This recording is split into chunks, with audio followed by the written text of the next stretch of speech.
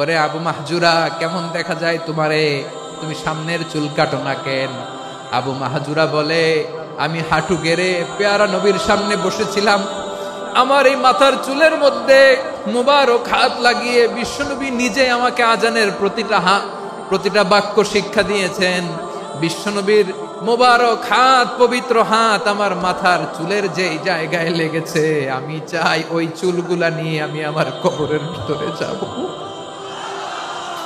সাইয়েদনা আবু মাহজুরা রাদিয়াল্লাহু তাআলা আনহু ইন্তেকালের আগের পর্যন্ত মাথার সামনের চুলগুলা কাটে নাই। হাজারী সাহেবের আগমন আদ-দ্বীন ফাউন্ডেশনের পক্ষ থেকে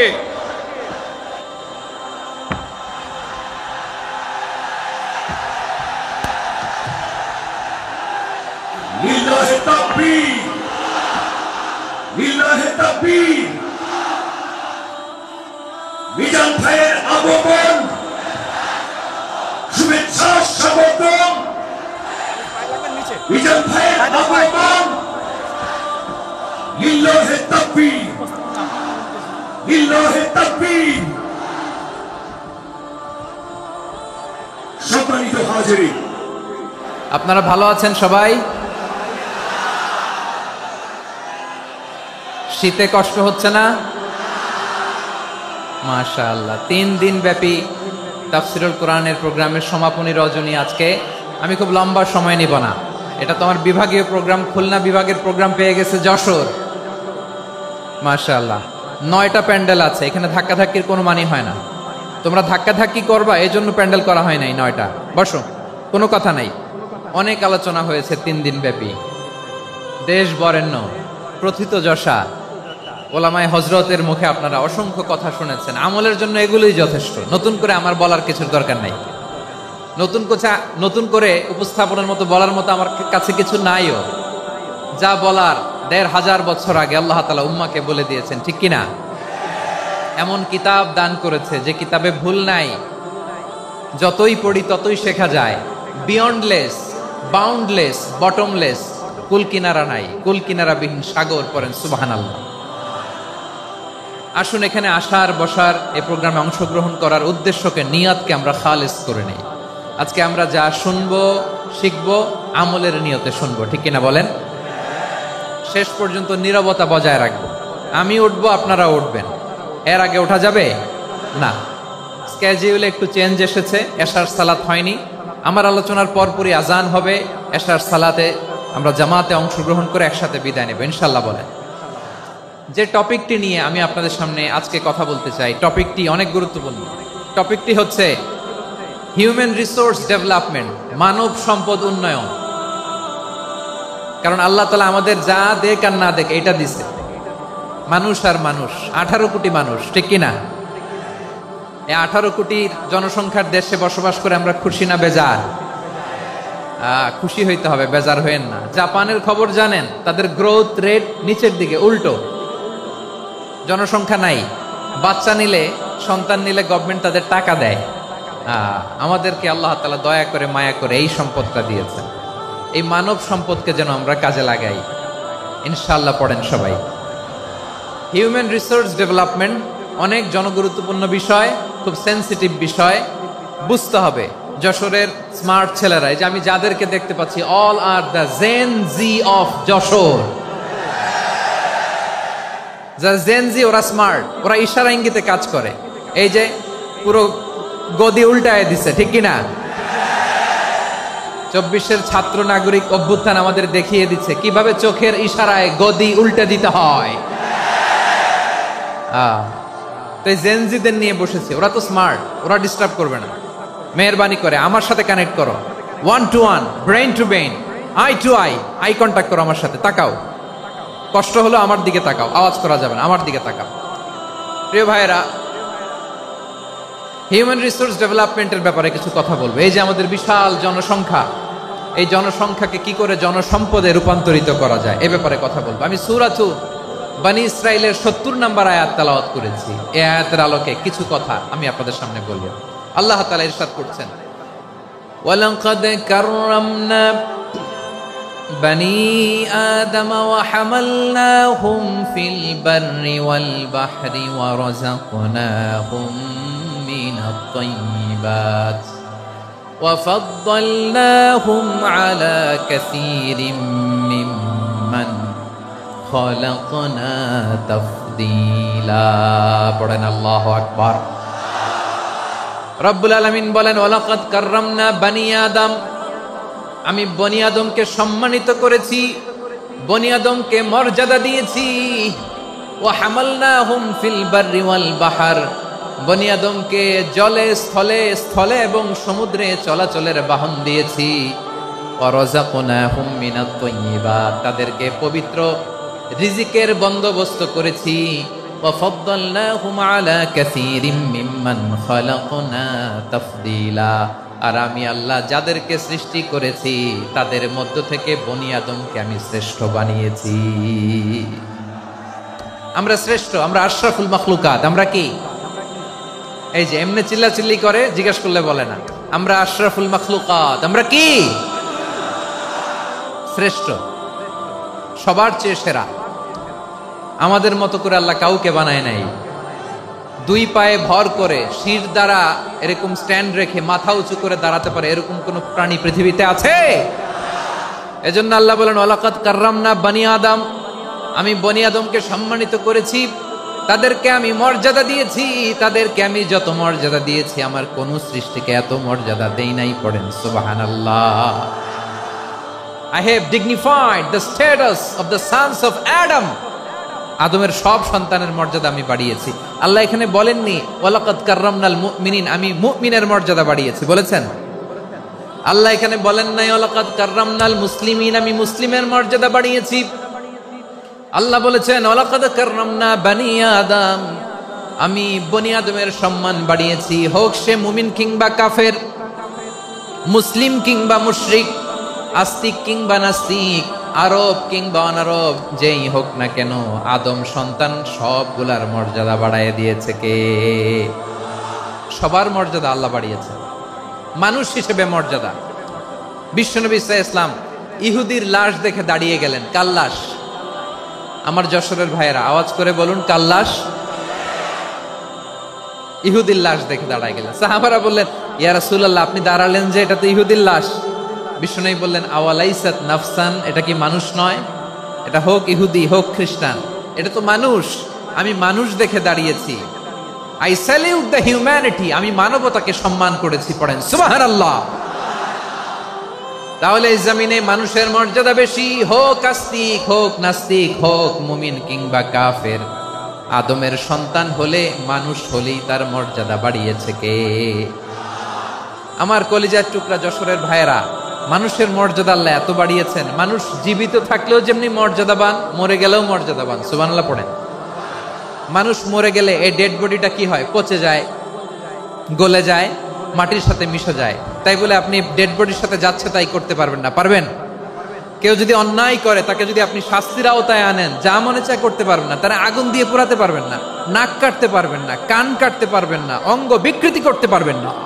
কারণ মানব জাতির মর্যাদা স্বয়ং দিয়েছে কে? ডেড বডি পচে যাবে, গলে যাবে। তারপর ইসলাম বলে না, খবরদার, এই মরা লাশটারও একটা মর্যাদা আছে না নাই? ইসলাম বলে এই লাশটা গলে যাবে, পচে যাবে, কিন্তু এটার অমর্যাদা করো না। কর্পূর দিয়ে, খেজুর পাতা দিয়ে এটাকে ওয়ার্ম ওয়াটার দিয়ে, গরম পানি দিয়ে ধৌত করো। সাদা শুভ্র ধবধবে কাপড় দিয়ে লাশটাকে তুমি কাভার করো। তারপরে খাটিয়ার মধ্যে লাশটাকে রেখে বিশাল একটা প্রোগ্রাম করো, একটা ফিউনারাল প্রোগ্রাম করো। ওই প্রোগ্রামের ডানে বায়ে পেছনে লাশটারে রাখলে হবে না, প্রোগ্রামের একেবারে সামনটাতে তুমি লাশটাকে রাখো। সুবহানাল্লাহ। একটা ফিউনারাল প্রোগ্রাম করতে হবে, তাকে শেষ বিদায় জানাতে হবে, যেটাকে আমরা জানাজা বলি। কি বলি? জানাজা মানে মাইয়েতের জন্য দোয়া, তার জন্য দোয়া করা হয়। তাকে একটা সিস্টেমেটিক অর্ডারে কবরে রাখা হয়, সুন্দরভাবে সেটাকে কবরস্থ করা হয়, মাটি দেয়া হয়, পানি দেয়া হয়। তার মানে মরে গেলেও মানুষের সম্মান বাড়ায় দিয়েছে কে? এজন্য আল্লাহ বললেন ওয়ালাকাদ কাররামনা বানি আদম, বনি আদমের সম্মান মর্যাদা আমি আল্লাহ বাড়িয়ে দিয়েছি। মানুষের সম্মানে তুমি কখনো আঘাত করো না, ঠিক কিনা? তাহলে ভাই, প্রথম মেসেজ হচ্ছে the first and foremost message tonight to the people of জাসর। আল্লাহ বলেন, I have dignified the status of son of Adam. আমি বনি আদম সবার মর্যাদা বাড়িয়ে দিয়েছি, হোক আস্তিক নাস্তিক, হোক কাফের কিংবা মুশরিক, তার মর্যাদা বাড়াই দিছে কে? যখন বন্যা হয় আমরা ত্রাণ নিয়ে যাই, আমরা শুধু মুসলমানদেরকে ত্রাণ দেই নাকি? হ্যাঁ, আমরা মুসলমানকেও দেই, অমুসলমানকেও দেই, হিন্দুকেও দেই, বৌদ্ধকেও দেই। যেখানেই মানবতা বিপন্ন সেখানে ইসলামের হেল্পিং হ্যান্ড আছে না নাই? সুবহানাল্লাহ, কি দিন আমরা পেয়েছি, কি বিধান আমরা পেয়েছি। ওয়ালাকাদ কাররামনা বনি আদম, আমি বনি আদমকে সম্মানিত করেছি। এরপর আল্লাহ বললেন, ওয়া হামালনাহুম ফিল বাররি ওয়াল বাহর, মানুষকে স্থলে এবং সমুদ্রে চলাচলের বাহন আমি দিয়েছি। স্থলে কিভাবে চলবে, জলে কিভাবে চলবে, এই বাহনের ব্যবস্থা করেছে কে? এই জেনজি, এই স্যামড়া, ইরাম করতেছো কিসের জন্য? হ্যাঁ, ইরাম করলে চলবি? হ্যাঁ, বস বস বস বস, আওয়াজ করতেছো কেন? দিবানা, কথা বলতে দিবানা আমাকে? তো এইটা বুঝি তোমাদের ভালোবাসার নমুনা? তোমাদের ভালোবাসার কারণে যদি আমি কোথাও দাঁড়াতেই না পারি, কোথাও বসতে না পারি, কোথাও দুটা কথা বলতে না পারি, এই ভালোবাসা দিয়ে কি হবে আমার? বরং ঘামতে ঘামতে ঘর্মাক্ত হব, রক্তাক্ত হব। কিন্তু সেন্ট্রাল থেকে, সেন্ট্রালি যে ইনস্ট্রাকশন আসবে, সেই ইনস্ট্রাকশনের এক চুল আমরা ডানে বায়ে যাব না। এইটা গণজাগরণের জন্য এইটা দরকার, ইসলামী বিপ্লবের জন্য এইটা দরকার। তো আধা ঘন্টা ধরে যদি তোমাদেরকে থামানোই না যায়, এই লস্কর দিয়ে আমি কি করব? আল্লাহর ওয়াস্তে নো নো নো স্লোগান, চুপচাপ একেবারে আমার দিকে তাকাও। আল্লাহ বললেন, ওয়া হামালনাহুম ফিল বাররি ওয়াল বাহর, জলে স্থলে আমি চলাচলের যানবাহনের ব্যবস্থা করেছি। আমরা স্থলে ঘোড়ার উপরে চড়ি, উটের উপরে চড়ি, গাড়ির উপরে চড়ি। এই যে গাড়ির ইঞ্জিন বানাইছি আমরা, এটার মেধা দিয়েছে কে? আবার সাগরের মধ্যে আমরা নৌযান, জলযান, বড় বড় জাহাজ দিয়ে এক মহাদেশ থেকে আরেক মহাদেশ যাই, এক দেশ থেকে মালামালগুলো আরেক দেশে পাঠাই। সাগরের ভেতরে নৌকাগুলোরে ধরে রাখলো কে? ওয়াল ফুলকিল্লাতী তাজরি ফিল বাহরি বিমা ইয়ানফাউন নাস, মানুষের উপকার আছে এরকম সরঞ্জামাদি নিয়ে সাগরের উপরে বিশাল বিশাল জলযানগুলো চলে। এগুলো ডুবে যায় না, কাত হয়ে যায় না, পড়ে যায় না। এগুলোকে স্থিতিস্থাপকতাকে ঠিক করে রাখলো কে? আপনারা জাহাজ দেখেছেন? জাহাজ, হ্যাঁ, বাড়ি চট্টগ্রাম হইলে দেখতে পারতেন। দেখছেন? বিশাল বিশাল জাহাজ, বিশাল জাহাজ মালামাল নিয়ে এক মহাদেশ থেকে আরেক মহাদেশে যায়। গত মাসে আমার জাপান সফর ছিল। এই যে বাংলাদেশে যে গাড়িগুলো চালান, বেশিরভাগ গাড়ি আসে কিন্তু জাপান থেকে। হাজার হাজার গাড়ি একটা জাহাজ বহন করতে পারে, হাজার হাজার গাড়ি। এটাতে সাগরের মধ্যে ভাসাইলো কে? সবাই বলুন, ভাসালো কে? হাজার হাজার গাড়ি নিয়ে জাপানিজ গাড়িগুলো আমাদের চট্টগ্রামের এয়ারপোর্টের বন্দরে ভিড়ে। যুক্তরাষ্ট্রে আমি দেখেছি বিশাল বিশাল জাহাজ। আপনারা টাইটানিক জাহাজের নাম শুনেছেন? টাইটানিকেরও 8 গুণ 10 গুণ বড়। সুবহানাল্লাহ কইবেন না? টাইটানিক জাহাজের 8 গুণ 10 গুণ বড় একটা জাহাজ আছে, আইকন অফ দ্য সি, আমি দেখে এসেছি। রয়্যাল ক্যারিবিয়ান দেখে এসেছি। সাগরের সামনে জেটিতে যখন দাঁড়ালাম, জাহাজটা যখন যায়, আমার মনে হচ্ছে একটা শহর, গোটা শহর, the entire city is floating on the water. পুরো একটা শহর মনে হয় পানির উপর দিয়ে ভেসে যাচ্ছে। পড়েন সুবহানাল্লাহ। এই যে আইকন অফ দ্য সি, এই ক্রুজ, এই জাহাজটা, এটার ভিতরে স্টেডিয়াম আছে। কিসের ভিতরে স্টেডিয়াম? কথা বুঝে নাই বোধহয়। স্টেডিয়াম কিসের ভিতর? সুইমিং পুল আছে, শপিং মল আছে, রেস্টুরেন্ট আছে, ক্লাব আছে, 3000 4000 রুম বিশিষ্ট, কক্ষ বিশিষ্ট হোটেল আছে। এই সবগুলোর নিয়ে এগুলো চলে সাগরের এই দোলার মধ্যে, জলোচ্ছ্বাসের মধ্যে। এই সাগরের ভেতরে এই জাহাজগুলোর ভাষায় রাখছে কে? সূরা আর রহমানে আল্লাহ তাআলা বললেন, ওয়ালাহুল জাওয়ারিল মুনশাআতু ফিল বাহরি কাল আ'লাম ফাবিআইয়ি আলা, সবাই পড়েন ফাবিআইয়ি আলাই রাব্বিকুমা তুকাযযিবান। পাহাড় সম বড় বড় জাহাজগুলো মাল বোঝাই করে সাগরের মধ্যে ভেসে বেড়ায়, এগুলো দিয়ে মালামাল বহন করা যায়। মানুষরা এক দেশ থেকে আরেক দেশে যায়, এই জাহাজগুলোর সাগরের ভেতরে ভাসায় রাখলো কে?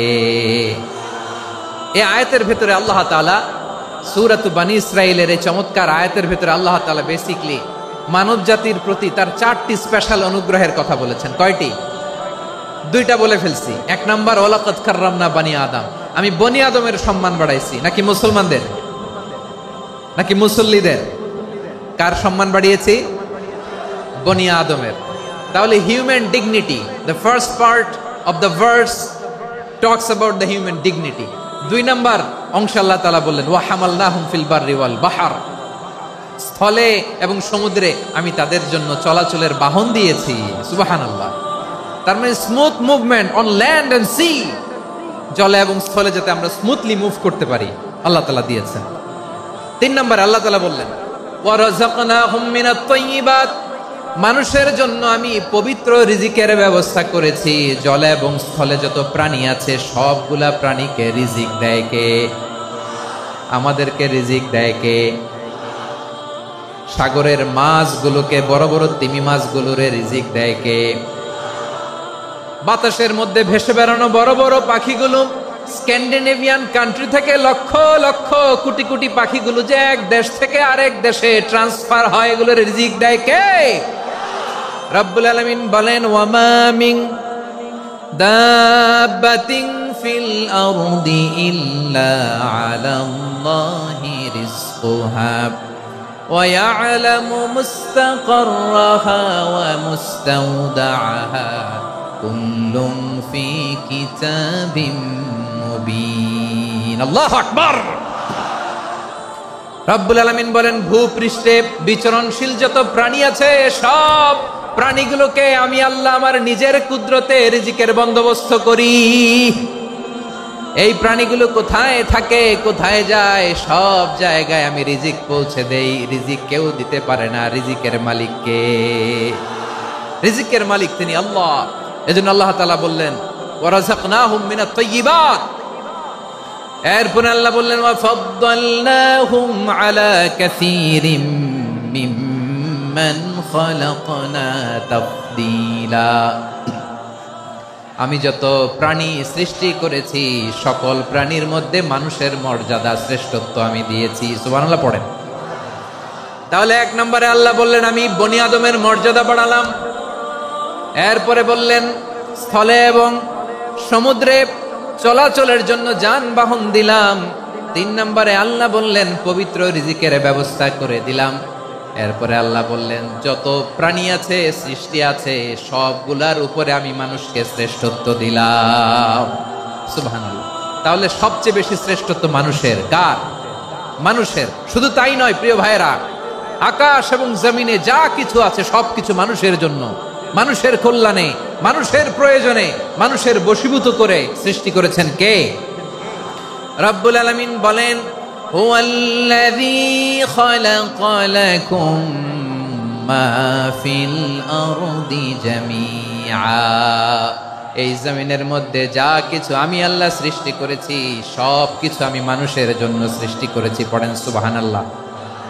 হুয়াল্লাযী খালাকা লাকুম মা ফিল আরদি জামিআ, যা আছে সব আমাদের জন্য, সব আমাদেরকে সার্ভিস দেওয়ার জন্য, আমাদের উপকারের জন্য, আমাদের কল্যাণের জন্য। আওয়াজ করে সবাই পড়ুন আল্লাহু আকবার। অন্য আয়াতে আল্লাহ বললেন ওয়াসাখখারা লাকুম মা ফিস সামাওয়াতি ওয়া মা ফিল আরদি জামিআন মিন ইন্না ফি যালিকা লাআয়াতিন লিকাউমিন ইয়াতাফাক্কারুন।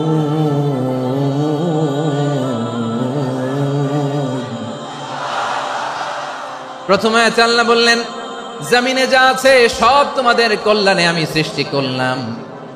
এরপরে আল্লাহ বললেন, আকাশেও যা আছে সব তোমাদের জন্য সৃষ্টি করলাম, তোমাদের অনুগত বানায় দিলাম। পড়েন সুবহানাল্লাহ। মানুষের কি ব্রেইন দেখেন, মানুষ জমিন ছেড়ে আকাশে চলে যায়। পাখি দেখে মানুষের শখ হলো, পাখি যেহেতু উঠতে পারে আমরাও পারবো। অরবিল রাইট, উইলবার রাইট, দুই ভাই মিলে আঁকাঝোঁকা করতে করতে করতে করতে প্লেন বানায় ফেললো। কোন সুবহানাল্লাহ। এখন পাখিও ওরে, আমরাও ওরি। এরপরেই মানুষের কৌতূহল থামে না এখানে। মানুষ চলে গিয়েছে চাঁদে। কোথায় গেছে? এখন কিন্তু চাঁদে জমি বিক্রি হয় জানেন। পৃথিবী নিয়ে মারামারি শেষ। রাশিয়া আমেরিকা এখন ধরছে চাঁদ আর মঙ্গল গ্রহ। এখন চাঁদে জমি বিক্রি হয়, মঙ্গলে জমি বিক্রি হয়। এই চাঁদ, মঙ্গল, বৃহস্পতি, শনি সব আল্লাহ তাআলা আমাদের জন্য বানিয়েছেন। সুবহানাল্লাহ পড়েন। মানুষ সাগরের উপরে চড়ে, শূন্যে ভেসে বেড়ায়, পাহাড় কেটে সুড়ঙ্গ বানায়, টানেল বানায়। মানুষ ব্রডব্যান্ডের লাইন নিয়ে যায় সাগরের ভেতর দিয়ে, এক দেশ থেকে আরেক দেশে, এক মহাদেশ থেকে আরেক মহাদেশে। সুবহানাল্লাহ পড়েন। তার মানে গোটা বিশ্বের সব কিছুর উপরে control, superiority over all creatures, সবকিছুর উপর কন্ট্রোল, মনিটরিং, নিয়ন্ত্রণ, এটা প্রতিষ্ঠা করে দিয়েছে কে? এজন্যই মানুষের শ্রেষ্ঠত্ব। ওয়ালাকাদ কাররামনা বানি আদম, আমি বনি আদমের সম্মান বাড়িয়েছি, মর্যাদা আমি বাড়িয়ে দিয়েছি। এই কারণে, কারণ মানুষ সবকিছুর উপর নিয়ন্ত্রণ নিতে পারে। মানুষকে নিয়ে এই কোরআনের সব আলোচনা, মানুষকে নিয়ে এই কোরআনের সব। তাই কোরআনের কেন্দ্রীয় আলোচ্য বিষয় হচ্ছে মানুষ।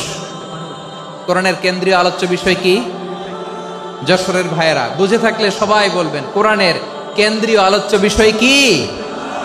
এই যে আমি মূল আলোচনায় যাচ্ছি এখন। কেন মানুষ কোরআনের কেন্দ্রীয় আলোচ্য বিষয়? এই যে ভাইয়েরা, এই যে হাত জোর করে, এই যে Jessore Gen Z, the smart people of Jessore, হাত জোর করে বলতেছে, হাত জোর করে তোদের কাছে আল্লাহর দোহাই লাগে, স্টপ স্টপ। শুরুতে একবার বলেছে, জায়গা না হলে আস্তে আস্তে ধাক্কা দিবা, সামনে না পিছনে, দিয়ে দিয়ে বেরোয় চলে যাও। এলইডিতে দেখো, এই যে এই যে আল্লাহর ওয়াস্তে জায়গা না হলে ওদিকে যাও। কোরআনের মাহফিলে বিশৃঙ্খলা, এটা কাফিরদের আলামত। কাফিররা শীষ দিত, শীষ। বিশ্বনবী কোরআনের তাফসির করলে কাফিররা শীষ দিত আর ক্ল্যাপিং করত, হুইসেল এন্ড ক্ল্যাপিং। তো আমরা কি এখানে বিশৃঙ্খলা করতে আসছি? তো বারবার থামানো লাগে কেন?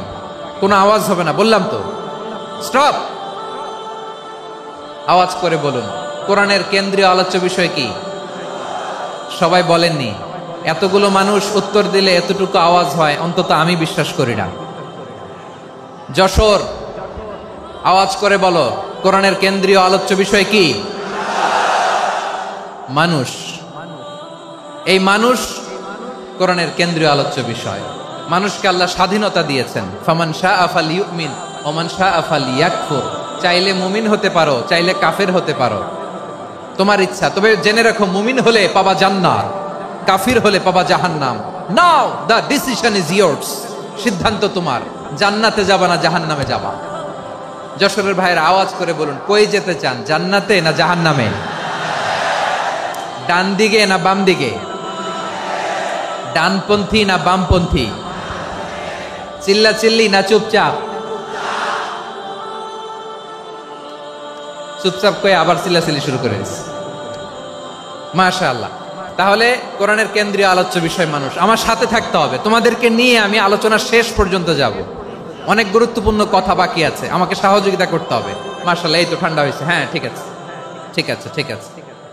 মানুষকে আল্লাহ এত স্বাধীনতা দিয়েছেন, মানুষ চাইলে অনেক ভালো হইতে পারে। ভালোর রাস্তাও খোলা, খারাপ হওয়ার রাস্তাও খোলা।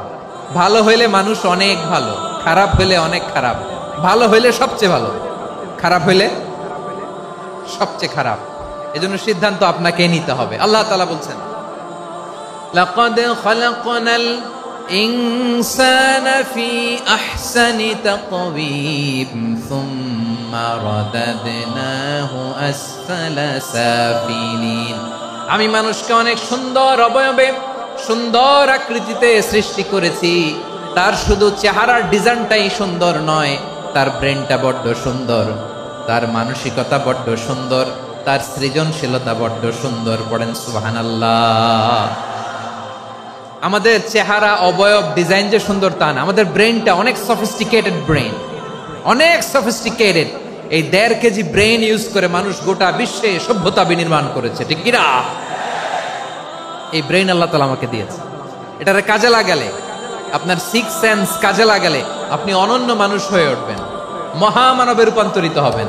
মানুষ হতে পারে, চাইলেই মহামানব হতে পারে। আবার যদি মানুষ চায় খারাপও হতে পারে। আল্লাহ বললেন শুধু ভালোই না, ভালো হতে চাইলে অনেক ভালো তুমি হতে পারো, আবার খারাপ হতে চাইলে অনেক খারাপ তুমি হতে পারো। সুম্মা রাদাদনাহু আসফালা সাফিলিন।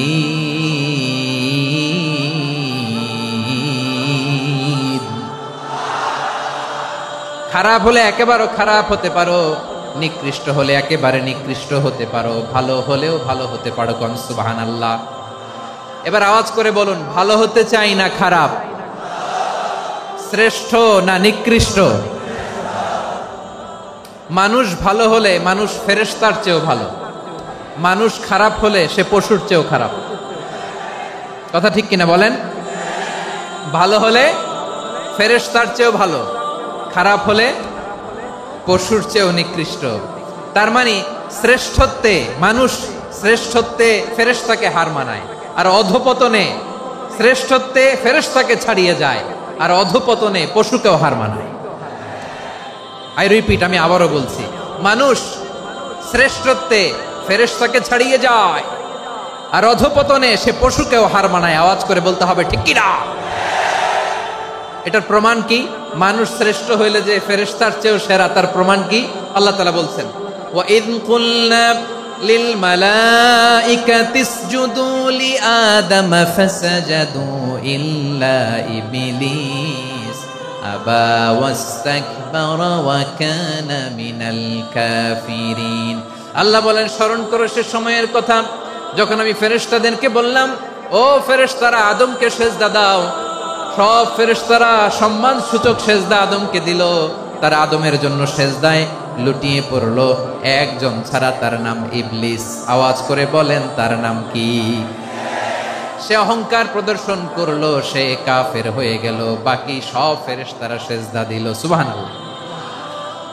আবার আদম আলাইহিস সালামকে আল্লাহ জিজ্ঞেস করলেন, সব বলে দিল উত্তর, কিন্তু ফেরেশতাদেরকে একই প্রশ্ন জিজ্ঞেস করলেন, তারা উত্তর করতে পারে নাই। তার মানে এর মধ্য দিয়ে প্রমাণিত হয়, মানুষ ভালো হলে ফেরেশতার চেয়েও ভালো, ফেরেশতার চেয়েও মানুষের মর্যাদা বাড়িয়ে দিয়েছে কে? সব নূরের ফেরেশতা যখন মাটির আদমকে সেজদা দেয়, এটা প্রমাণ করে ফেরেশতার চেয়েও মানুষের মর্যাদা বাড়িয়ে দিয়েছে কে? তুমি মাটির আদমকে প্রথম সৃষ্টি করিয়া ঘোষণা করিয়া দিলে শ্রেষ্ঠ বলিয়া, তাই তো নূরের ফেরেশতা করে আদমকে সেজদা। ঠিক কিনা বলেন? তাই তো নূরের ফেরেশতা করে আদমকে সেজদা, সবার চেয়ে সম্মান দিলে মাটির আদমকে।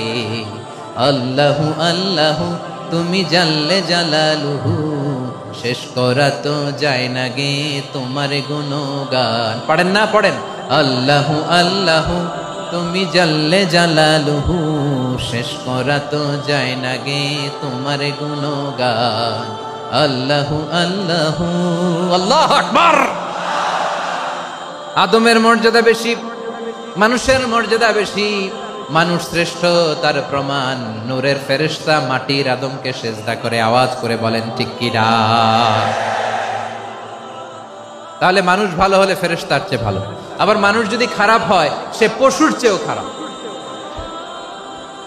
অধপতনে পশুত্বকে হার মানায়। তার প্রমাণ, তার প্রমাণ কি? তার প্রমাণ হচ্ছে যশোরের ভাইরা দেখবেন পত্রিকায় নিউজ পেপারে মাঝে মাঝে এরকম দেখা যায়, এক মানুষ আরেক মানুষকে হত্যা করে 20 টুকরা করে বস্তার ভিতরে ভরেছে। আপনারা এই নিউজ পড়েন নাই না? দেখেন নাই? দেখছেন? মানুষ মানুষকে হত্যা করে কয় টুকরা? জোরে বলেন। এখানেই ক্ষান্ত হয় না, আবার কোথায় ভরছে? বস্তার ভেতরে। আচ্ছা, বুঝে থাকলে আওয়াজ করে বলেন, কোনদিন শুনছেন একটা হাতি আর একটা হাতিকে হত্যা করে 20 টুকরা করছে, এরপরে বস্তার ভিতরে ভরছে? হইছে? তাহলে দেখেন, মানুষ যদি খারাপ হয় সে পশুকেও হার মানায়। চিল্লায় বলো ঠিক কি না?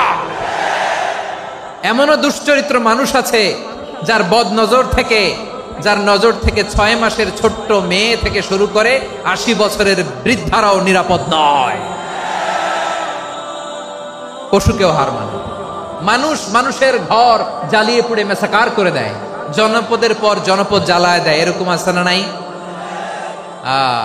বোমা মেরে শহরগুলো উড়িয়ে দেয়। এই যে ইসরায়েল গাজার মধ্যে যে অ্যাটাক করেছে, এরা মসজিদ মানে নাই, মসজিদে বম ফেলেছে। এরা খ্রিস্টানদের চার্চ গির্জা মানে নাই, গির্জায় বম ফেলেছে।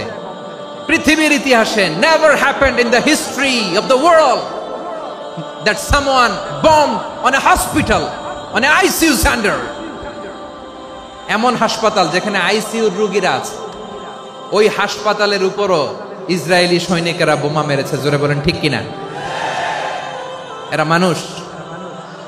আওয়াজ করে বলেন, এরা মানুষ না। প্রিয় ভাইয়েরা, চোখ কান নাক মুখ থাকলেই মানুষ না। যা সামনে দেখেন এগুলো সব মানুষ না, এগুলো জনসংখ্যা। এগুলো কি? সবাই বলুন, এগুলো কি? বাড়ছে জনসংখ্যা, কমছে মানুষ। বাড়ছে জনসংখ্যা, কমছে। এই দুনিয়া এখন তো আর সেই দুনিয়া নাই, মানুষ নামের মানুষ আছে, দুনিয়া বোঝাই, সেই মানুষের ভিড়ে আমার আসল মানুষ না। ঠিক কিনা? আসল মানুষের বড্ড অভাব, আসল মানুষের বড্ড অভাব। আমার ভাইয়েরা, মানুষ খারাপ হলে পশুকেও হার মানায়।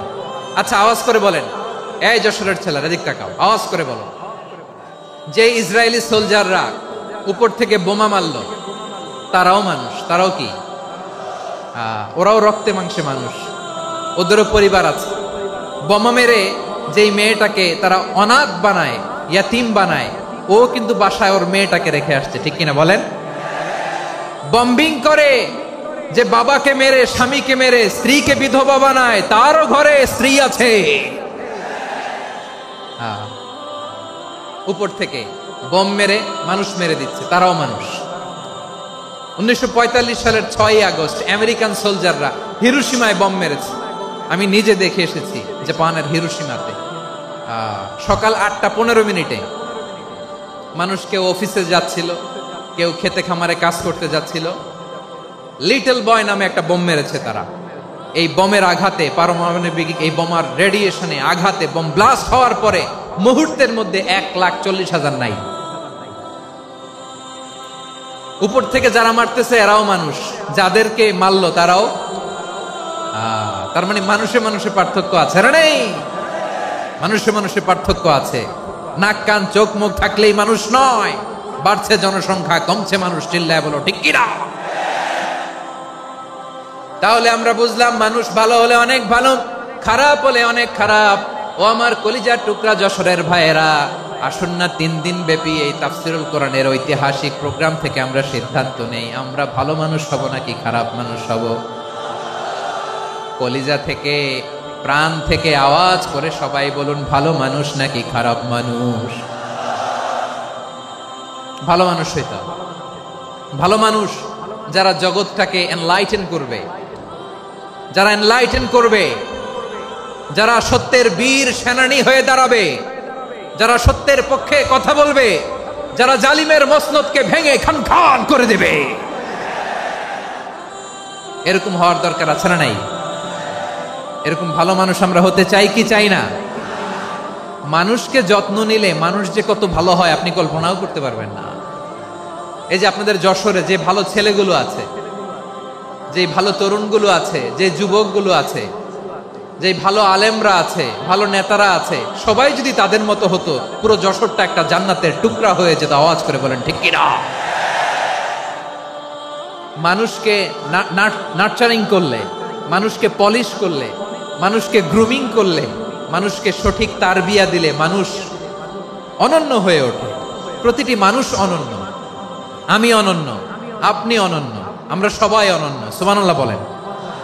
মানুষকে আল্লাহ তাআলা দিয়েছেন অসীম ক্ষমতা, অসীম ক্ষমতা। সুবহানাল্লাহ। একটা মানুষ পারে না এমন কিছু নাই। একটা মানুষ পারেন এমন কিছু নাই, বিশ্বাস করতে হবে মানুষ যা কল্পনা করতে পারে ওইটা মানুষ করে দেখাতে পারে। যশোরের ভাইয়ের, আই রিপিট, আমি আবারও বলছি, এই চিল্লাচিল্লি করলে আমার এই গুরুত্বপূর্ণ কথা তোমরা মিস করবা। আমরা যখন আমার পিতার পৃষ্ঠদেশে ছিলাম, পিতার পৃষ্ঠদেশ থেকে শুক্রাণু যখন মায়ের গর্ভদেশে যেয়ে পড়ে, কতটা শুক্রাণু ভ্রমণ শুরু করে জানো? 20 কোটি শুক্রাণু। একবার সিমেন আউট হলে সেখানে 20 কোটি শুক্রাণু থাকে, ভ্রমণ শুরু করে। ওই 20 কোটি শুক্রাণুর মধ্য থেকে তুমি আমি আজকে এক বিকশিত শুক্রাণু মানব রূপে পৃথিবীতে এসেছি। সুবহানাল্লাহ। ওই 20 কোটি শুক্রাণুর প্রতিযোগিতায় সবাইরে পেছনে ফেলে সেদিন আমি সফল হয়েছিলাম, সেদিন আমি বিজয়ী হয়েছিলাম। সেদিন আমি এত ছোট ছিলাম, মাইক্রোস্কোপ দিয়েও আমার অস্তিত্ব টের পাওয়া যায় না। আমি এত তুচ্ছ ছিলাম, নগণ্য ছিলাম, আমার কান ছিল না, আমার চোখ ছিল না, আমার হাত ছিল না, আমার জন্য রিকমেন্ডেশন করার মতো মামু ছিল না, খালা ছিল না, কেউ ছিল না। তারপরেও ওই প্রতিযোগিতায়, ওই কম্পিটিশনে যখন আমারে কেউ হারাতে পারে নাই, আল্লাহর জমিনেও আমারে কেউ হারাতে পারে না। হারার জন্য তোমার জন্মই হয় নাই, তুমি আসছই জিতার জন্য। সুবহানাল্লাহ। বিশ্বনবী বলেন, আন্নাসু মাআদিন কামাআদিনি যাহাবি ওয়াল ফিদ্দা খিয়ারুহুম ফিল জাহিলিয়াতি খিয়ারুহুম ফিল ইসলাম। Peoples are like mines of gold and silver. সোনার খনি, রূপার খনি, এর চেয়েও বড় খনি হচ্ছে এই মানব সম্পদের খনি। আওয়াজ করে বলেন আল্লাহু আকবার। আল্লাহ তাআলা এই সম্পদ আমাদেরকে দিয়েছে। বিশ্বনবী বলেন, মানুষ হচ্ছে খনির মতো। খিয়ারুহুম ফিল জাহিলিয়াতি খিয়ারুহুম ফিল ইসলাম। জাহিলি যুগে যারা সেরা, ইসলামেও তারা সেরা। ইদা ফাকুহু, যদি তারা বুঝবান হয় তাহলে তাদেরকে সেরা বানায় দিবে কে? তাহলে মানুষের চেয়ে সেরা কেউ হতে পারে? মানুষের চেয়ে অনন্য কেউ হতে পারে? মানুষকে কেউ হারাতে পারে? আওয়াজ করে বলো, তোমাকে কেউ হারাতে পারবে? এই সাহস জাগছে আজকের আলোচনা থেকে। আমি তুমি অনন্য, আমাকে তোমাকে হারায়া দেওয়া এত সহজ না, ঠিক কিনা? একটা কথা জীবনের সাথে সেট করে নিতে হবে, আমি জিতি নয় শিখি, আমি কখনো হারি না। জীবনের সাথে সেট করে নাও, জেনজি অফ জেসর, আমি কখনো হারি না, আমি হয় জিতি নয় শিখি। চিল্লায় বলো ঠিক কিনা? আমি কখনো হারি না, আমার হারানো এত সোজা না। কি সাহস জাগছে? বুকে সাহস জাগছে? তাকবীর পড়ো, লিল্লাহি তাকবীর। তাহলে বিশ্বনবী বললেন, নাসু মাআদিন, মানুষ হচ্ছে খনি। এই ধাক্কা ধাক্কি, আমি জানি এগুলো ভালোবাসার ধাক্কা ধাক্কি, এজন্য আমি সহ্য করে নেই। এগুলো যে ভালোবাসার ধাক্কা ধাক্কি, এটা আমরা বুঝি। পৃথিবীর কোন আইন, সিকিউরিটি প্রটোকল দিয়ে এটারে মানানো যাবে না, কারণ এটা তো ভালোবাসা, লাভ। লাভ কোন আইন কানুন দিয়ে বাধা যায় না, মানানো যায় না, ঠিক কিনা বলো?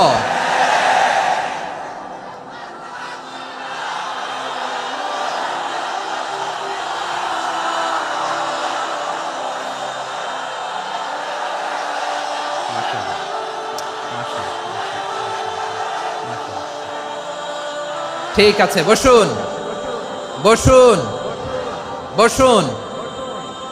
আল নাসু মাআদিন, মানুষ হচ্ছে খনি। এই খনির যত্ন নিতে হবে। আমার মা বাবা যারা এসেছেন, আপনার ছেলে মেয়ের যত্ন নেন। আপনার ছেলের মধ্যে যে কি পটেনশিয়াল আপনি জানেন না। আপনার এই ছোট্ট অবুজ ছেলেটাই আগামী দিনের শায়েখ আহমদুল্লাহ হবে। আপনার হেফজখানায় পড়া ওই ছোট্ট ছেলেটাই আগামী দিনের আল্লামা মামুনুল হক হবে। আপনার ওই ছেলেটা আমির হামজা হবে, আব্দুল হাই সাইফুল্লাহ হবে। এভাবে বড় বড় আলেম হবে, তারা যুগশ্রেষ্ঠ আলেম হবে। সেই একদিন এই বাংলাদেশের পার্লামেন্টে যে বক্তব্য দিয়ে যশোরের পক্ষে কথা বলবে। আপনি জানেন না, কাউকে ছোট করবেন না আপনি। ওর কনফিডেন্স আপনি কমাবেন না, আপনি কমাতে পারেন না।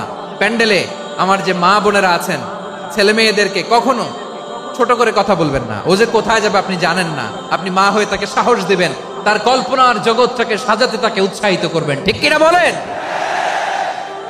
আর আমার প্যান্ডেলের আমার প্রিয় শ্রদ্ধাশীলা মায়েরা বোনেরা, আপনারা তো আরো দামি সম্পদ। বিশ্বনবী বলেন, আর দুনিয়া কুল্লুহা মাতা। আল্লাহ আল্লাহ আল্লাহ, বিশ্বনবীর কথার ওজন দেখেন, আর দুনিয়া কুল্লুহা মাতা ওয়া খায়রু মাতা'আদ দুনিয়াল মারআতুস সালিহা। বিশ্বনবী বলেন, দুনিয়ায় যা দেখো সব আল্লাহর দেওয়া অ্যাসেট, মানে সম্পদ। আর এত অ্যাসেটের ভিড়ে সবচাইতে শ্রেষ্ঠ সম্পদ হচ্ছে নেককার নারী। সুবহানাল্লাহ। ভাইয়েরা, বোনের সাথে খারাপ আচরণ করো না, সন্তান মায়ের সাথে খারাপ আচরণ করো না। আমাদের মায়েরা আমাদের asset, they are our priceless asset. কারণ এই মায়েদের পেটে এসেছে আল্লাহর ওলিরা, এই মায়েদের পেটে এসেছে খান জাহান আলী, এই মায়ের পেটে এসেছে শাহজালাল ইয়ামানি, এই মায়ের পেটে এসেছে আল্লাহর সব নবীরা। নাকি নবীরা আকাশ থেকে ধপ করে জমিনে নেমে আসছে? মায়ের পেটে আসছে। এই মায়ের পেটগুলো খনি। আমার সম্মানিতা মায়েরা, বোনেরা, নিজেকে ইসলাম দিয়ে সাজান, নিজেকে ইসলাম দিয়ে সাজান, নিজেকে পবিত্র রাখুন, নিজের আব্রু ইমান ইজ্জতের হেফাজত করুন, কোরআন পড়ুন, সুন্নাহ পড়ুন। আপনি জানেন না আপনার গর্ভে কে আসছে, কোন ক্ষণজন্মা পুরুষকে আল্লাহ তাআলা আপনার গর্ভে পাঠাবে আপনি জানেন না। মায়েরা, নিজেদেরকে পবিত্র রাখুন, ইসলাম চর্চা করুন, কোরআন চর্চা করুন, নৈতিকতা দিয়ে নিজেকে সাজান। যশোরের জেনজি, নিজেদেরকে প্রস্তুত রাখো আগামীর বাংলাদেশের জন্য। নৈতিকতা, মোরালিটি, ভ্যালিউজ দিয়ে নিজেকে সাজাও, ইসলাম দিয়ে নিজেকে সাজাও। কারণ আগামীর বাংলাদেশ ইসলামের বাংলাদেশ। বাংলাদেশের আসল পরিচয় ইসলাম।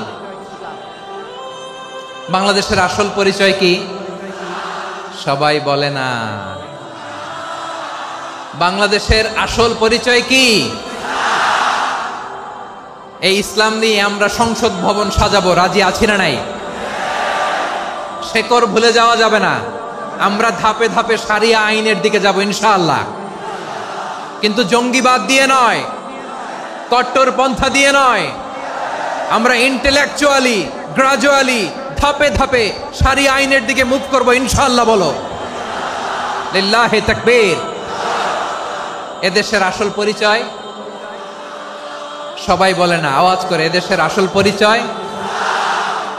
এদেশে আজান শুনে সূর্য ওঠে শহর গ্রামে, এদেশে আজান শুনে সূর্য ডুবে সন্ধ্যা নামে, এদেশে সকল কাজে সবাই বলে বিসমিল্লাহ, এদেশে ভালো কিছু দেখে শুনে হাসি মুখে সবাই বলে মাশা আল্লাহ। সুবহানাল্লাহ, সুবহানাল্লাহ, সুবহানাল্লাহ, সুবহানাল্লাহ, সুবহানাল্লাহ, সুবহানাল্লাহ, সুবহানাল্লাহ, সুবহানাল্লাহ। ও নবীন তরুণ, তোমার কিসের এত ভয়? জেনে রেখো বাংলাদেশের আসল পরিচয়। বাংলাদেশের আসল পরিচয় ইসলাম। আওয়াজ তুলে বলো, আসল পরিচয় কি? এদেশে পরস্পরে দেখা হলে দেয় সালাম, এদেশে আমজনতার হৃদয় জুড়ে পাক্কালাম। ঠিক কি না? এদেশে বিপদ এলে সর্বজনে সর্বক্ষণে দোয়া পড়ে ইন্না লিল্লাহ, সুবহানাল্লাহ, সুবহানাল্লাহ, সুবহানাল্লাহ, সুবহানাল্লাহ।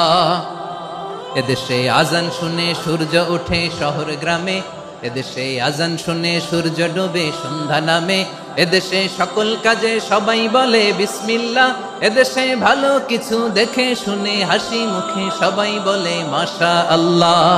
সুবহানাল্লাহ, আওয়াজ করে সুবহানাল্লাহ, সুবহানাল্লাহ, সুবহানাল্লাহ, সুবহানাল্লাহ। সবাই একসাথে সুবহানাল্লাহ, সুবহানাল্লাহ, সুবহানাল্লাহ, সুবহানাল্লাহ। এদেশের আসল পরিচয় কি? আওয়াজ করে বলতে ভয় লাগে। এদেশের আসল পরিচয় কি? ইসলাম দিয়ে আমাদের সংসদ ভবন চলুক, আমরা চাই কি চাই না? বঙ্গভবনে লা ইলাহা ইল্লাল্লাহর পতাকা উড়ুক, আমরা চাই কি চাই না? প্রতিটি জেলা অফিসে, ডিসি অফিসে লা ইলাহার পতাকা ঝুলুক, আমরা চাই কি চাই না? কারা কারা চাই হাত তুলে আল্লাহরে দেখায়।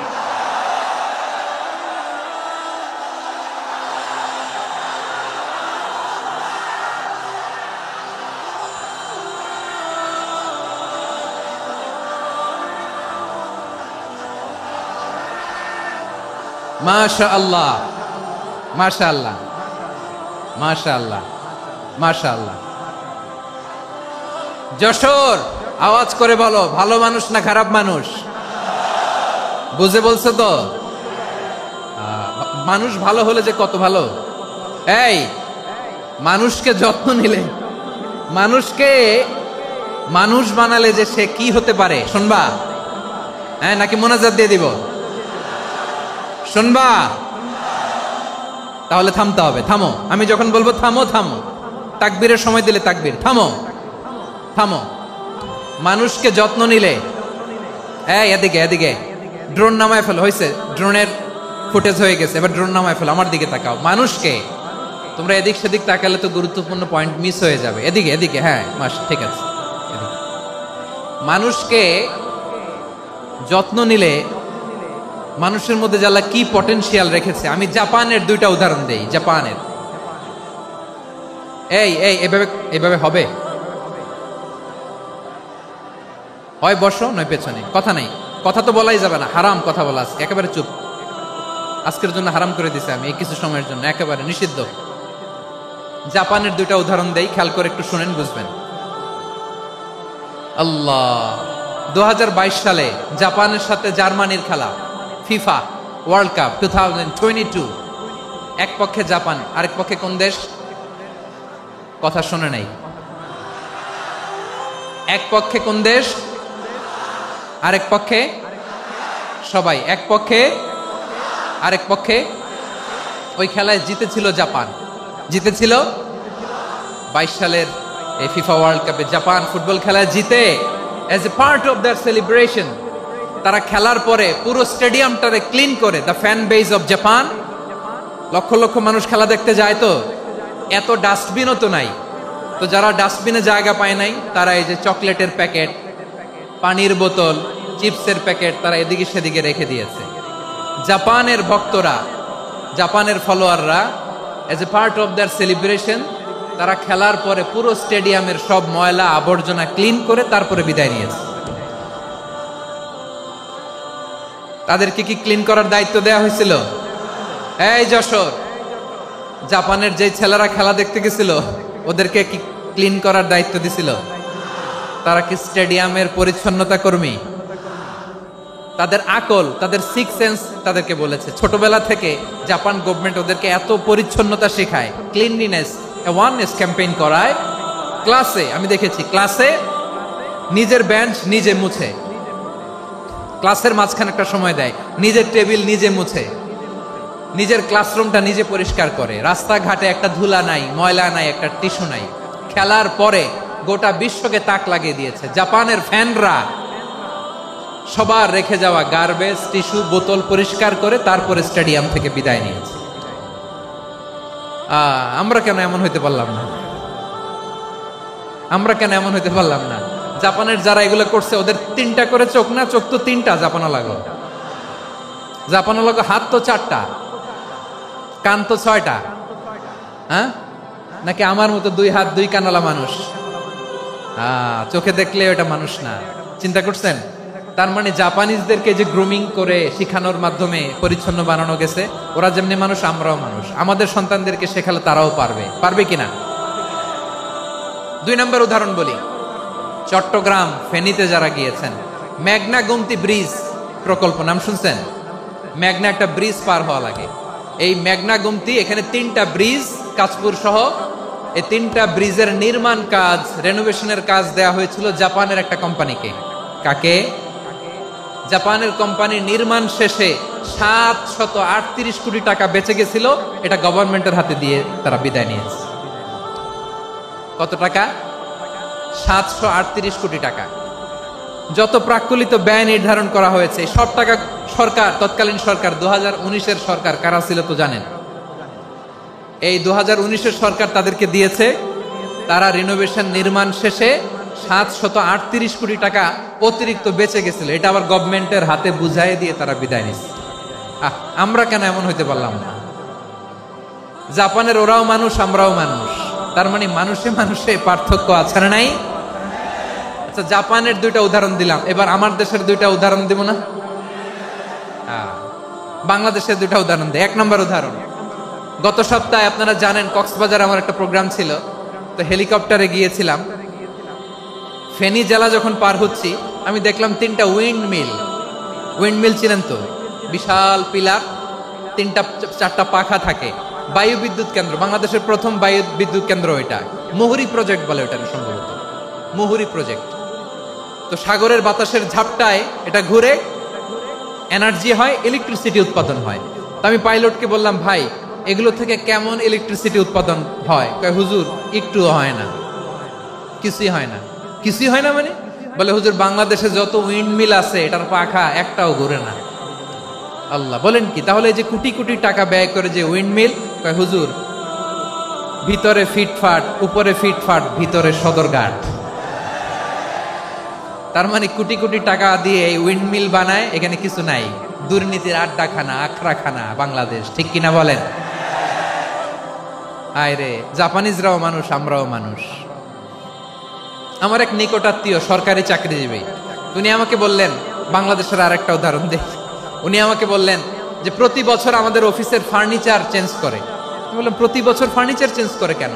বলে যে ফার্নিচার নতুন পারচেজ করলেই তো ওইখানে টাকা, নতুন কিনতে পারলেই টাকা, নতুন উন্নয়নের সবক শোনাতে পারলেই টাকা। প্রথম আলোর রিপোর্ট, কি আলো? প্রথম আলোর রিপোর্ট, গত 15 বছরে উন্নয়নের নামে লুটপাট হয়েছে প্রায় 3.25 লাখ কোটি টাকা। কার রিপোর্ট? আমাদের বানানো কথা, প্রথম আলোর রিপোর্ট। গত 15 বছরে কারা ছিল জানেন তো? হ্যাঁ, শুধু ওনাদেরকেই দোষ দিয়ে লাভ নাই। স্বাধীনতার পর থেকে শুধু শাসকের হাত বদল হয়েছে, আমরা কিছু পাই নাই, ঠিক কিনা বলেন? শুধু ওনাদের দোষ দিয়ে কি লাভ? একদল খাইছে, আরেক দল খাওয়ার জন্য রেডি হয়ে আছে। আমরা এরকম চাই না। আমরা চাই স্বাধীন সার্বভৌম বাংলাদেশ, আমরা চাই দুর্নীতিমুক্ত বাংলাদেশ। আমি নিউজটা যে কতবার পড়লাম, এটা কি সম্ভব? 3.25 লাখ কোটি টাকা লুটপাট, মানে লুটপাট করতে করতে এদেশের জনগণকে ফুটপাতে বসাই দিচ্ছে। প্রিয় ভাইয়েরা, জাপানের মানুষও মানুষ, আমরাও মানুষ। সিদ্ধান্ত আপনার, কোন মানুষ হবেন, ভালো মানুষ না খারাপ মানুষ? আজকের আলোচনার বিষয় হচ্ছে মানব সম্পদের উন্নয়ন, human resource development. It's a process to increase the capacity of knowledge, skill, capacity of the people of a country. একটা দেশের মানুষের জ্ঞান, তাদের দক্ষতা কি করে বাড়ানো যায়, বাড়িয়ে দেশের উন্নয়ন করানো যায়, এটাই হচ্ছে মানব সম্পদ উন্নয়নের মূল কথা। তাহলে মানব সম্পদ হচ্ছে একটা দেশের সবচাইতে শক্তিশালী পুঁজি। প্রাকৃতিক সম্পদ, খনিজ সম্পদের চেয়েও দামি হচ্ছে মানব সম্পদ। আমার প্রিয় যশোর, প্রাকৃতিক সম্পদ, খনিজ সম্পদের চেয়ে দামি সম্পদ কি সম্পদ? আল্লাহ তাআলা দয়া করে আমাদেরকে এই মানব সম্পদ দিয়েছেন। আসুন আমাদের এই মানুষগুলোকে আমরা সোনার মানুষ বানাই। রাজি আছেন তো সবাই? রাজি আছেন? মানুষ পারে না এমন কোনো কিছু নাই, চাইলে সব পারে। এজন্য মানুষকে তারবিয়া দিতে হবে, যথাযথভাবে তাদেরকে গড়তে হবে। আসুন আমরা সিরাতের আয়নায় বিশ্বনবীর জীবনী থেকে দেখি তিনি কিভাবে হিউম্যান রিসোর্সকে ম্যানেজ করতেন। যদি আপনাদের সময় হয়, 2-1টা উদাহরণ দিয়ে আজকে আমি আমার আলোচনার বিদায় নিব। হবে সময় হবে কয়েক মিনিট? হ্যাঁ, শান্ত থাকবেন তো? শান্ত থাকবা? হ্যাঁ, ঠিক আছে। এই ধাক্কার মধ্যে ঢুকছে, এবার মজা বুঝতেছো তো? হ্যাঁ, মানা করছিলাম না? ঠিক আছে, টের পাও। হ্যাঁ, ঠিক আছে। যে আওয়াজ করবে আমি ওকে দেখতেছি, কে কে আওয়াজ করে দেখতেছি। শেষ কথা, শেষের দিকে চলে আসছি। বিষ্ণু ইসলাম কিভাবে হিউম্যান রিসোর্সকে ম্যানেজ করতেন, মজার কথা আছে কয়েকটা, বলে বিদায় নিব। বিশ্বনবী কিভাবে এই মানব সম্পদকে ম্যানেজ করতেন। বিশ্বনবী, he was a very good talent hunter, চৌকস ট্যালেন্ট হান্টার ছিল। কার মধ্যে কি ট্যালেন্ট আছে দেখলেই বুঝে ফেলতেন। সুবহানাল্লাহ পড়বেন না? কি নবী আমরা পেয়েছি! He was a very good talent hunter. আমার নবী, তিনি চৌকস ট্যালেন্ট হান্টার ছিলেন। কার মধ্যে কি প্রতিভা বের করতেন, ওই প্রতিভাকে ইসলামের কল্যাণে কাজে লাগাতেন। সুবহানাল্লাহ বলেন। যাকে যেই জায়গায় সেট করলে ভালো হবে তাকে ওই জায়গায় সেট করতেন। কয়েকজন সাহাবীর জীবনী শোনাই। আবু মাহজুরা রাদিয়াল্লাহু তাআলা আনহু, মক্কার মুয়াজ্জিন, আগে ছিল মুশরিক, পরে হইছে মুমিন। উনি কিভাবে মুমিন হইলেন এই ঘটনাটা একটু আপনাদের শোনাতে চাই। তা আপনাদের তো সময় নাই হাতে, হ্যাঁ সময় আছে? এই জেনজি শেষ করে দিল আজকের প্রোগ্রামটা। 1 ঘন্টা ধাক্কা ধাক্কি করে কেমনে দাঁড়ায় আছে আমি বুঝলাম না।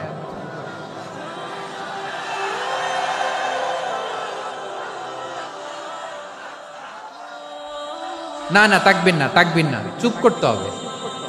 What I need you stop, just shut up, চুপ। হ্যাঁ ঠিক আছে, এভাবে। আবু মাহজুরা রাদিয়াল্লাহু তাআলা আনহু কিভাবে মুসলিম হলেন আওয়াজ করে শুনেন। হুনাইনের যুদ্ধ 8ম হিজরি, বিষ্ণু ঈসা ইসলাম হুনাইনের যুদ্ধ শেষে ফিরতেছেন। পথিমধ্যে বেলাল রাদিয়াল্লাহু তাআলা আনহু, এই যে আবার কথা, আই রে আল্লাহ রে, এখানে ধাক্কা ধাক্কি কেন? চলে যাও, পেছনে যাও, পেছনে যাও। কি আজীব তামাশা, যেখানে যায় এখানে ধাক্কা ধাক্কি, মারামারি, গায়ের উপরে কাঁধের উপরে শাউটিং। অনেক গুরুত্বপূর্ণ কথা পয়েন্ট করে নিয়ে আসে যে বলবো, এই শাউট করার কারণে প্রোগ্রামটাই নষ্ট করে দেয়। আসছে আমার ভালোবাসা দেখাইতে, প্রোগ্রামটাই শেষ করে দিয়ে চলে যায়। স্টপ, আবার কথা বল, স্টপ। হুনাইনের যুদ্ধে 8ম হিজরি, কত হিজরি সবাই বলেন না একটু, কত হিজরি? 8ম হিজরিতে হুনাইনের যুদ্ধে রাসূল সাল্লাল্লাহু আলাইহি ওয়াসাল্লাম ফিরে আসতেছেন মদিনায়। পথিমধ্যে বেলাল রাদিয়াল্লাহু তাআলা আনহু আজান দিচ্ছেন। কি দিচ্ছেন? তো পাশে ছিল মুশরিকদের একটা পল্লী, কিছু মুশরিক তরুণ, কিছু অমুসলিম কিশোর, তারা আজানকে ব্যঙ্গ করতেছে। আমাদের বাংলায় মুখ ভেঙ্গানো বলে আর কি।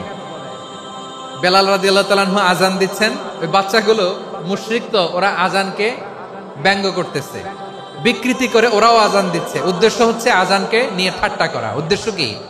ঠাট্টা করা। ব্যাপারটা মনে কষ্ট পাওয়ার মতো ব্যাপার না? কিন্তু বিশ্বনবী ওইখানে দেখেন কি খুঁজলেন। বিশ্বনবী খেয়াল করলেন অমুসলিম কিশোরদের মধ্য থেকে একটা কিশোরের গলাটা বড় দরাজ গলা, কণ্ঠটা বড় সুন্দর। খেয়াল করে দেখলেন যে কিছু কিশোর বেলালের আজানকে ব্যঙ্গ করে, বিকৃতি করে, কিন্তু একজনের কণ্ঠ দেখতে পাচ্ছেন না এত দূরে, কিন্তু কণ্ঠটা বড় সুন্দর, দরাজ গলা। বিশ্বনবী সাহাবীদেরকে বললেন, ধরো এগুলারে, ধরো। সবগুলারে ধরে বিশ্বনবী সামনে আনা হলো। ওরা হাঁটু গেড়ে বসলো। বিশ্বনবী বললেন, তোমাদের মধ্যে কে যেন ব্যঙ্গ করে আজান দিচ্ছিল, তার গলাটা বড় উঁচু, গলার বেসটা বড় মজবুত, মেলোডিয়াস, সুমধুর কণ্ঠ। কে? আবু মাহজুরা বলে, আমার বন্ধুরা সবাই আমার দিকে আঙ্গুল দেখায়, আমি পড়ে গেছি বিপদে। রাসূল সাল্লাল্লাহু আলাইহি ওয়াসাল্লাম বাকি অমুসলিম তরুণদেরকে ছেড়ে দিলেন, বললেন তোমরা যাও।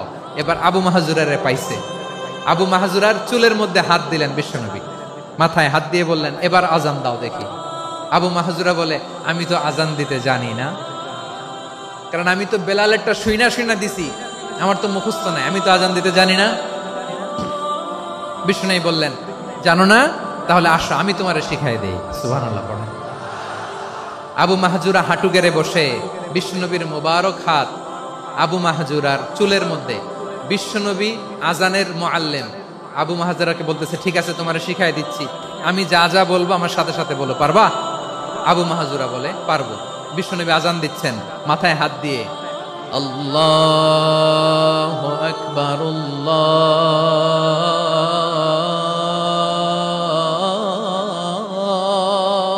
আকবার। আবু মাহজুরা এই বাক্যটা পড়লেন। বিশ্বনবী দ্বিতীয় বাক্য পড়তে আরম্ভ করলেন, আল্লাহু আকবার,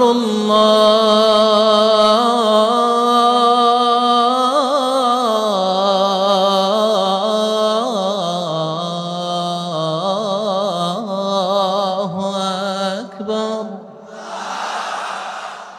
আবু মাহজুরা এই বাক্যটা বললেন।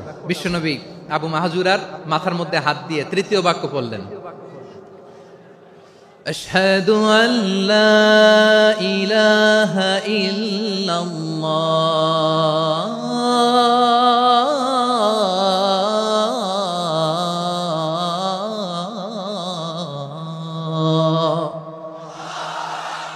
আবু মাহাজুরা তৃতীয় বাক্য পড়লেন। বিশ্বনবী একটা বাক্য পরে আবু মাহাজুরা পরে, বিশ্বনবী পরে আবু মাহাজুরা পরে। আবু মাহাজুরা কিন্তু অমুসলিম, মুশরিক।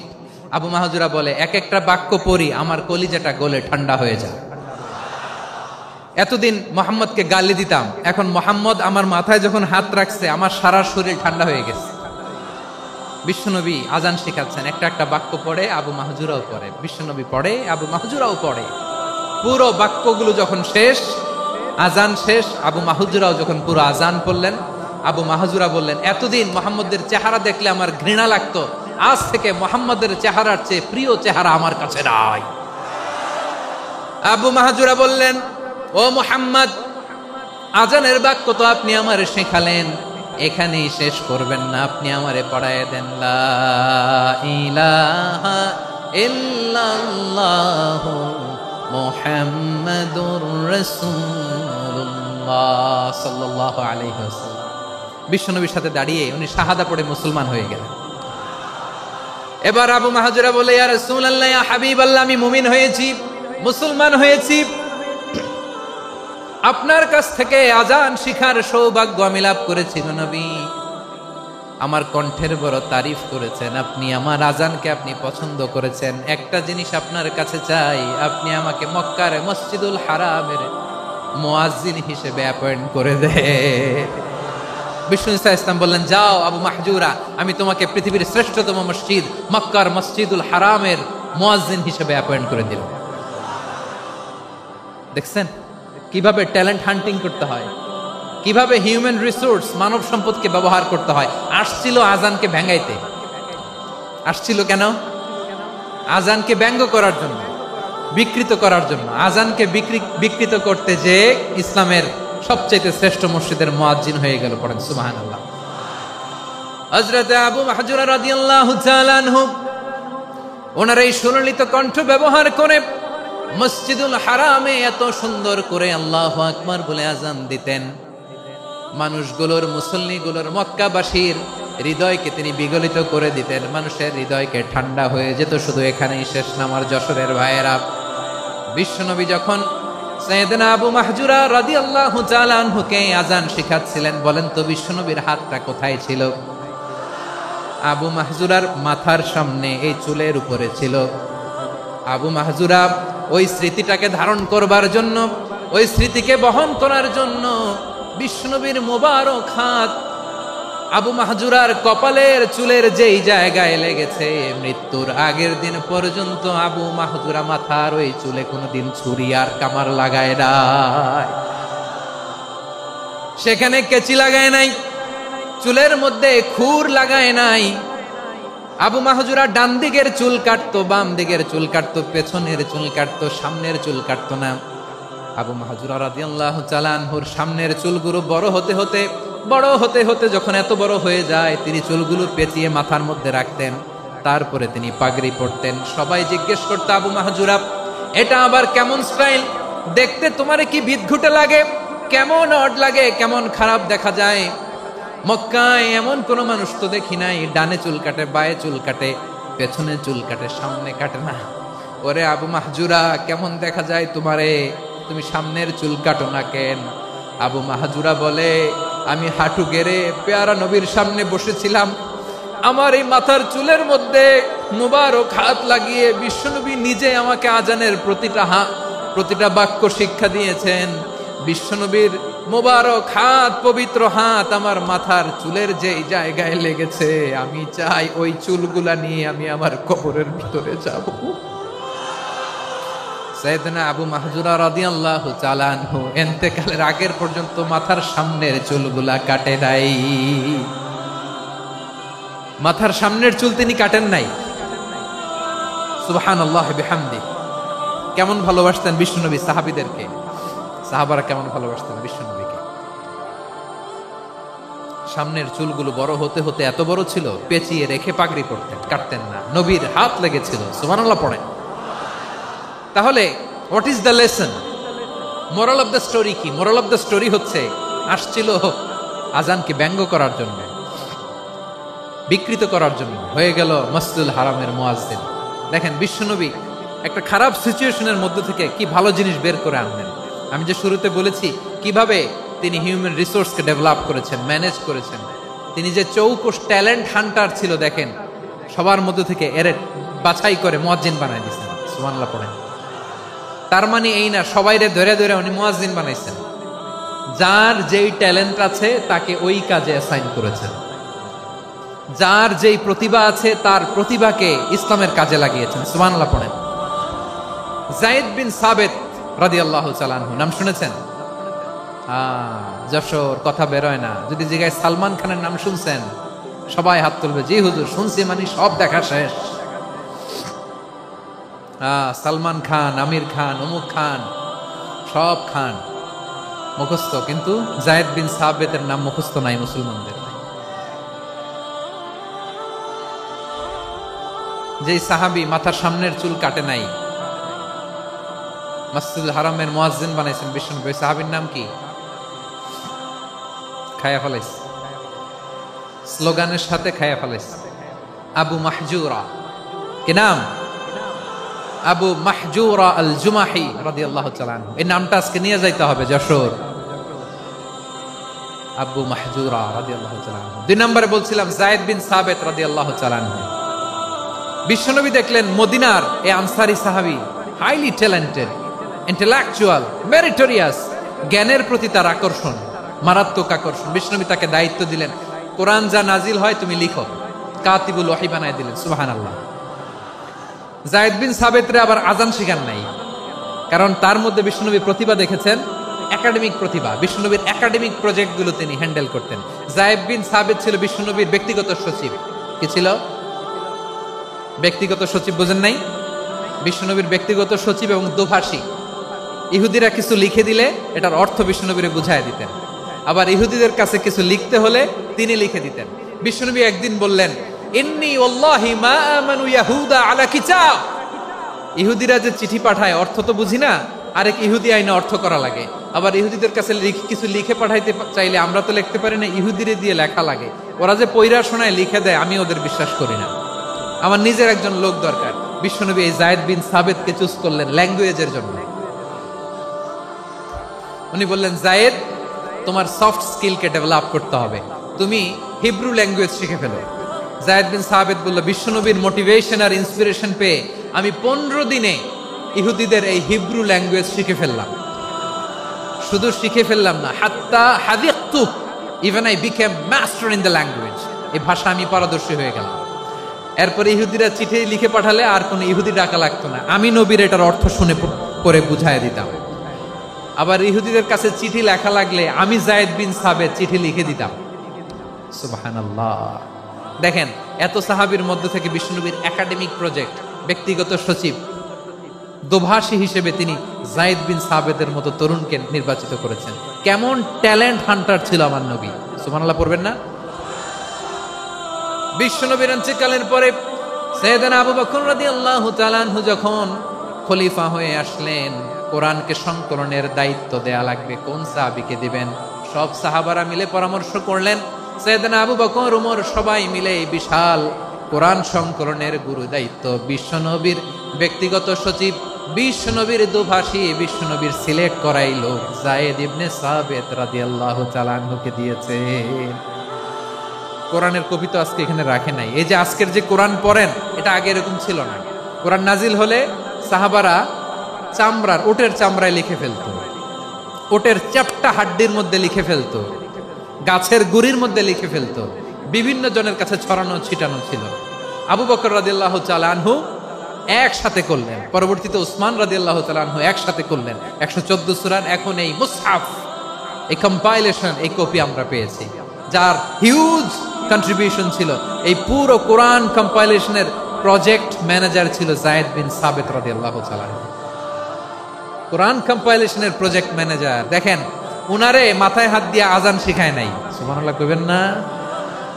তাহলে প্রথম সাহাবী আবু মাহজুরাকে মুয়াজ্জিন বানাইলেন, যায়েদ বিন সাবিতকে ব্যক্তিগত সচিব আর দোভাষী বানালেন, মুসআব ইবনে উমাইর রাদিয়াল্লাহু তাআলা আনহুকে ইসলামের প্রথম অ্যাম্বাসেডর বানালেন। তাহলে তৃতীয় নাম্বার একজন সাহাবীর নাম বলছি, মুসআব ইবনে উমাইর। মুসআব কি নাম? নামটা কেমন লাগে? এই কয়েকজনের ভাল লাগে, বাকিদের ভাল লাগে না? ভাল লাগে? এই এই আর কয়েকটা মিনিট দেওয়া যাবে না আমাকে আল্লাহর রাস্তে? হ্যাঁ ঠিক আছে, আমি তোমাদেরকে ভালোবাসা দেখাবো, দোয়া করব যদি চুপ থাকো, একেবারে চুপ, কষ্ট সহ্য করো, বাকিরা যা সওয়াব পাবে তোমরা ডবল পাবা, যেহেতু কষ্ট বেশি, কিন্তু চুপ। 3 নাম্বার সাহাবীর নাম মুসআব। এই ধাক্কাধাক্কি কেন? ধাক্কাধাক্কি কেন রে ভাই? না না না, এরকম হইলে আসবো না যশোর, আমি আর আসবো না। হয় পিছনে চলে যাও, নাহলে চুপ, ধাক্কাধাক্কি নাই। 3 নাম্বার সাহাবীর নাম মুসআব। কি নাম? He was the first ambassador in Islam. ইসলামের প্রথম ডিপ্লোম্যাট, প্রথম কূটনৈতিক, ইসলামের প্রথম কূটনৈতিক, ইসলামের প্রথম ডিপ্লোম্যাট, প্রথম অ্যাম্বাসেডর মুসআব ইবনে উমাইর। মক্কার তরুণ যুবক, উনি পারফিউম লাগাইলে মানুষ দেখলেই বুঝতো এটা মুসআব লাগাইছে। এমন ড্যাশিং ফেসের ছিল, এমন স্মার্ট ড্যাশিং ফেস, এমন পার্সোনালিটির মানুষ ছিল মুসআব রাদিয়াল্লাহু তাআলা। কারণ যিনি ইসলামের স্পোকম্যান হবেন, মুখপাত্র হবেন, তার স্মার্ট হওয়ার দরকার আছে না নাই? আকাবার প্রথম শপথ যখন হলো, তাদের সাথে বিষ্ণু ঈসা ইসলাম মদিনাতে একজন মুখপাত্র পাঠালেন, ডিপ্লোম্যাটকে পাঠালেন, অ্যাম্বাসেডর অফ ইসলাম, তিনি হচ্ছেন মুসআব ইবনে উমাইর। পড়েন সুবহানাল্লাহ। বিশ্বনবী দেখলেন সে অনেক স্মার্ট, তার ডেডিকেশন আছে, সিনসিয়ারিটি আছে, এবং মদিনায় যে আউস খাজরাজ গোত্রের নেতাদের সাথে ডিল করতে হবে, ইহুদিদের সাথে ডিল করতে হবে, ওখানে একজন পাক্কা জানু খেলোয়াড়ের দরকার আছে না নাই? মুসআব ইবনে উমাইর রাদিয়াল্লাহু তাআলা আনহু, ওনাকে বিষ্ণু ঈসা ইসলাম চুজ করলেন।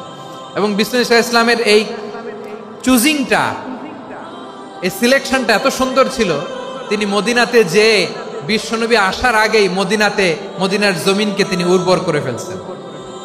প্রতিটা ঘরে ঘরে কালিমার দাওয়াত তিনি পৌঁছায় দিচ্ছেন। জুমার বিধান নাজিল হয়েছে, কিন্তু মক্কায় পরিবেশ নাই জুমা পালনের। বিষ্ণু ঈসা ইসলাম একজনকে দিয়ে খবর পাঠালেন, যাও মদিনায় মুসাবকে যে বলো, মুসাব তো আমার শিক্ষক, আমার স্পোকম্যান, মদিনাতে যেন তারা জুমা কায়েম করে। বিশ্বনবীর আগেই মুসআব মদিনার মুসলিমদেরকে নিয়ে মদিনায় প্রথম জুমা কায়েম করে ফেলছে। সুবহানাল্লাহ। ডিপ্লোম্যাটদের কেমন হইতে হয়, অ্যাম্বাসেডারের কেমন হইতে হয়, মুসআব রাদিয়াল্লাহু তাআলা আনহুর কাছ থেকে শিখে নাও। মুসআব নামটা কেমন লাগে? যশোর যাদের সন্তান হবে, ছেলে সন্তান, আমার রাস্তায় পাইলে সবাই জিজ্ঞেস করে, হুজুর একটা নাম দেন, আমার ছেলে হবে। যশোরবাসীর জন্য আমি একটা নাম দিয়ে দিলাম, নাম রাখতে হবে মুসআব। কি নাম? নামটা যাদের ভাল লাগে, ছেলে সন্তান অনাগত আসবে, মনে চাইলে নাম রেখে দিবেন মুসআব রাদিয়াল্লাহু তাআলা আনহুর নামে মুসআব। তাহলে মুসআব রাদিয়াল্লাহু তাআলা আনহুকে বিশ্বনবী ল্যাঙ্গুয়েজ শিখান নাই, সফট স্কিল শিখান নাই। যায়েদ রাদিয়াল্লাহু তিনি হিব্রু ল্যাঙ্গুয়েজ শিখেছেন, সুরিয়ানি শিখেছেন, কিন্তু মুসআবকে তিনি বানিয়েছেন the spokesman of Islam, the first diplomat, the ambassador of Islam. সুবহানাল্লাহ পড়বেন না? আব্দুল্লাহ ইবনে আব্বাস রাদিয়াল্লাহু তাআলা আনহু বিশ্বনবীর কাজিন, চাচাতো ভাই। আবার মাইমুনা রাদিয়াল্লাহু তাআলা আনহু, মাইমুনা নবীর স্ত্রী, তিনি ছিলেন আব্দুল্লাহর আপন খালা। তো নবীর বউ যদি ওনার খালা হয়, নবী তার কি? বুঝে নাই, নবী তার কি? খালু। তাহলে সম্পর্ক অনেক গভীর, কাজিন আবার খালু। ছোট্ট মানুষ, তাই রাতে মাঝে মাঝে ঘরে থাকতো। বিশ্বনবী দেখলেন আব্দুল্লাহ যেহেতু আমার ঘরে ঢুকতে পারে, আব্দুল্লাহরে এই উম্মতের বড় শিক্ষাবিদ বানাইতে হবে। কথা বোঝে নাই? আব্দুল্লাহকে কি বানাইতে হবে? শিক্ষাবিদ, এডুকেটর অফ দিস উম্মাহ, এই উম্মার শিক্ষাবিদ বানাইতে হবে। তাই আব্দুল্লাহ ইবনে আব্বাসকে বিশ্বনবী হাতে কলমে শিক্ষা দিয়েছেন। আহারে, আর এরপরে যে কি ভাষা আসবে তোমাদের জন্য আমার মুখ থেকে আমি নিজেও জানি না, আমি নিজেও জানি না।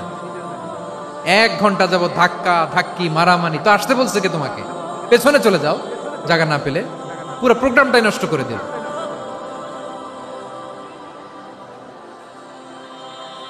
জি, আমার দিকে তাকান, আমি শেষ করে দিচ্ছি। হবে না, ইন্টেলেকচুয়াল আলোচনা এখানে হবে না, আমি বুঝতে পারছি, শেষ করে দিচ্ছি। আব্দুল্লাহ ইবনে আব্বাস রাদিয়াল্লাহু তাআলা আনহু। মনোযোগ দিয়ে কয়েকটা মিনিট শুনুন, আমি এখনই শেষ করে দিচ্ছি, এরপর আওয়াজ করবে। এই যে এগুলো কি আমি বুঝলাম না। আমি বললাম না সব করা যাবে, বসে যাও, শুয়ে যাও, চলে যাও, আওয়াজ করা যাবে না। অন্যকে বসো এটাও বলার দরকার নেই, জাস্ট এদিকে তাকাও। আল্লাহ। আব্দুল্লাহ ইবনে আব্বাস রাদিয়াল্লাহু তাআলা আনহু, ওনাকে বিশ্বনবী হাতে কলমে শিক্ষা দিয়েছেন, যেহেতু উম্মতের শিক্ষাবিদ হবেন, এডুকেটর হবেন। তো বিশ্বনবী রাতে যখন তাহাজ্জুদ পড়তেন, ছোট্ট আব্দুল্লাহ ঘরে থাকতো, বুঝতে পেরেছেন? ছোট্ট মানুষ তো ঘরে থাকতো। তো বিশ্বনবী তাহাজ্জুদের জন্য একবার দাঁড়িয়েছেন, ছোট্ট আব্দুল্লাহ ওযু করে দাঁড়াইছে। আচ্ছা বলেন তো, ইমাম আর মুসল্লি মোট যদি দুইজন হয়, একজন ইমাম একজন মুসল্লি, তো মুসল্লি ইমামের কোন দিকে দাঁড়াবে? ডানে দাঁড়াবে। ছোট্ট আব্দুল্লাহ বুঝে নাই, বিশ্বনবী তাহাজ্জুদ শুরু করেছেন, উনি ইক্তেদা করছেন আর দাঁড়াইছেন বায়ে। কোথায় দাঁড়িয়েছেন? আব্দুল্লাহ বলেন, যখন আমি বায়ে দাঁড়ালাম, আখাযা রাসূলুল্লাহ সাল্লাল্লাহু আলাইহি ওয়াসাল্লাম উযুনি আল ইউমনা ইয়াফতিলুহা, বিশ্বনবী নামাজরত অবস্থায় আমার কান ধরে টেনে আমার ডান দিকে এনে দাঁড় করায় দিলেন। পড়েন সুবহানাল্লাহ। দেখেন হাতে কলমে শিক্ষা। আর জীবনে ভুলাবে? কথা কয় না, আর ভুলাবে? আর ভুল হবে না। এভাবে বিশ্বনবীর অনেক সঙ্গ পেয়েছেন, সফর করেছেন, একই বাহনে বসেছেন, এক বাহনে বসে লম্বা নসিহত করেছেন, বলেছেন, ইয়া গোলাম ইহফাজিল্লাহ ইয়াহফাজকা, ইহফাজিল্লাহ তাজিদহু তুজাহাক, ইযা সাআলতা ফাসআলিল্লাহ ওয়া ইযা ইসতাআনতা ফাসতাইন বিল্লাহ। আল্লাহর বিধান মানো, আল্লাহর বিধান রক্ষা করো, আল্লাহ তোমায় রক্ষা করবে। আব্দুল্লাহ, চাইতে হলে আল্লাহর কাছে চাও, সাহায্য চাইতে হলে আল্লাহর কাছে সাহায্য চাও। মনে রাখো, গোটা বিশ্বের সবাই যদি তোমার সাহায্য করতে চায়, ততটুকুই করতে পারবে যতটুকু আল্লাহ তোমার নসিবে রেখেছে। গোটা বিশ্ব যদি তোমার বিরুদ্ধে ষড়যন্ত্রে দাঁড়িয়ে যায়, ক্ষতি ততটুকু করতে পারবে যতটুকু তোমার জন্য বরাদ্দ আছে, এর বাইরে কিছু করতে পারবে না। আওয়াজ করে বলেন ঠিক কিনা? এভাবে হাতে কলমে শিখিয়েছেন, বিশ্বনবীর সঙ্গ পেয়েছেন। উনাকে বিষ্ণু ইসলাম শিক্ষাবিদ, এডুকেটর অফ দিস উম্মাহ হিসেবে সিলেক্ট করেছেন, হাতে কলমে শিখিয়েছেন। বিশ্বনবী একবার প্রকৃতির ডাকে সাড়া দিয়ে এসেছেন। এখন কি করতে হবে? নামাজের জন্য ওযু করতে হবে। বিশ্বনবী এসেই দেখেন ওযুর বদনায় পানি ভরা, খুশি হয়ে গেলেন, বললেন, কে রেখেছে পানি? একজন বলল, আব্দুল্লাহ রেখেছে। বিশ্বনবী অত্যন্ত খুশি হলেন, খুশি হয়ে একটা দোয়া করলেন, বললেন, আল্লাহুম্মা ফাক্কিহু ফিদ্দীন ওয়া আল্লিমহু তা'ওয়ীল। আল্লাহ, তুমি আব্দুল্লাহকে দ্বীনের বুঝ দিও আর কোরআনের তাফসীর শিক্ষা দিও। বিশ্বনবীর এই দোয়া এমন লাগছে, উনি রাইসুল মুফাসসিরিন, এই পৃথিবীতে যত মুফাসসির ছিল, যত মুফাসসির আসবে, সকল মুফাসসিরের সম্রাট হিসেবে স্বীকৃত হয়েছেন। আব্দুল্লাহ ইবনে আব্বাস, বিশ্বনবী ওনারে আজান শিখান নাই, বিশ্বনবী ওনারে ল্যাঙ্গুয়েজ শিখান নাই, বিশ্বনবী ওনারে অ্যাম্বাসেডর বানান নাই, হাতে কলমে শিক্ষা দিয়েছেন। ছোট্ট মানুষ, বিশ্বনবী ইন্তেকাল করলেন, আবু বকরের সময় গেল, ওমরে ফারুকের খেলাফত, তখনও তিনি তরুণ। ওমরে ফারুক রাদিয়াল্লাহু তাআলা আনহু ওনার ক্যাবিনেট মিনিস্ট্রির বৈঠকে এই আব্দুল্লাহ ইবনে আব্বাসকে পাশ দিয়ে বসায় রাখতেন। বয়স্ক সাহাবারা এটা পছন্দ করতো না, তারা বলতো, ঘটনা কি? আব্দুল্লাহর মতো ছেলে নাতি আমাদের আছে, এরা কেন রাখে ওমরে ফারুক? ওমরে ফারুক এটা টের পেলেন, তিনি বুঝতে পারলেন যে ক্যাবিনেট মেম্বাররা এটা পছন্দ করে না, ছোট্ট আব্দুল্লাহরা কেন রাখি, কেন যে রাখি, এটা একদিন বুঝাবো। একদিন মিটিং এ তিনি সবাইকে বললেন, ইদা জাআ নাসরুল্লাহি ওয়াল ফাতহ। এই আয়াত দ্বারা উদ্দেশ্য কি বলেন তো মুরব্বী সাহাবীরা? এক সাহাবী বলেন, এই সূরা দ্বারা উদ্দেশ্য, আল্লাহ বলেছেন আমাদেরকে বিভিন্ন ল্যান্ড, বিভিন্ন এলাকা বিজয় করতে হবে। ওমরে ফারুক বললেন, না, হয়নি। আরেকজন বললেন, বিজয় হওয়ার পর আমাদের বেশি বেশি আল্লাহর বরত্বের ঘোষণা দিতে হবে, এটা উদ্দেশ্য। ওমরে ফারুক বললেন, না, হয় নাই। যারা জিজ্ঞেস করেন কেউ পারে না। সব শেষে বিশ্বনবী ছোট্ট আব্দুল্লাহরে বলেন, আব্দুল্লাহ, ইদা জাআ নাসরুল্লাহি ওয়াল ফাতহ, এর দ্বারা উদ্দেশ্য কি বলো তো? ছোট্ট আব্দুল্লাহ বলেন, হুয়া আজালু রাসূলিল্লাহ। এই আয়াত দ্বারা বিশ্বনবীর বিদায়কে উদ্দেশ্য নেওয়া হয়েছে। ওমরে ফারুক বললেন, হাদা হুয়া, এটাই তো সঠিক উত্তর, এটাই সঠিক তাফসীর এই আয়াতের। কারণ ইদা জাআ নাসরুল্লাহি ওয়াল ফাতহ, যখন আল্লাহর সাহায্য আর বিজয় আসবে, ওয়া রাআইতান নাসা ইয়াদখুলুনা ফি দীনিল্লাহি আফওয়াজা, আপনি দেখবেন দলে দলে, ঢলে ঢলে, বানের পানির মতো মানুষ ইসলামের দিকে ঢুকতেছে, ইসলামের বিজয় হয়েছে। তো ইসলামের বিজয়ের মিশন নিয়ে নবী আসছে, বিজয়ী যখন হয়ে গেছে, এখন তো নবীর বিদায় হবে। জোরে বলেন ঠিক কিনা? কোন সাহাবী এই সূক্ষ্ম কথাটা ধরতে পারে নাই, ওই আব্দুল্লাহ ছাড়া। আব্দুল্লাহ যখন উত্তর দিছে সব সাহাবীদের টনক নড়েছে।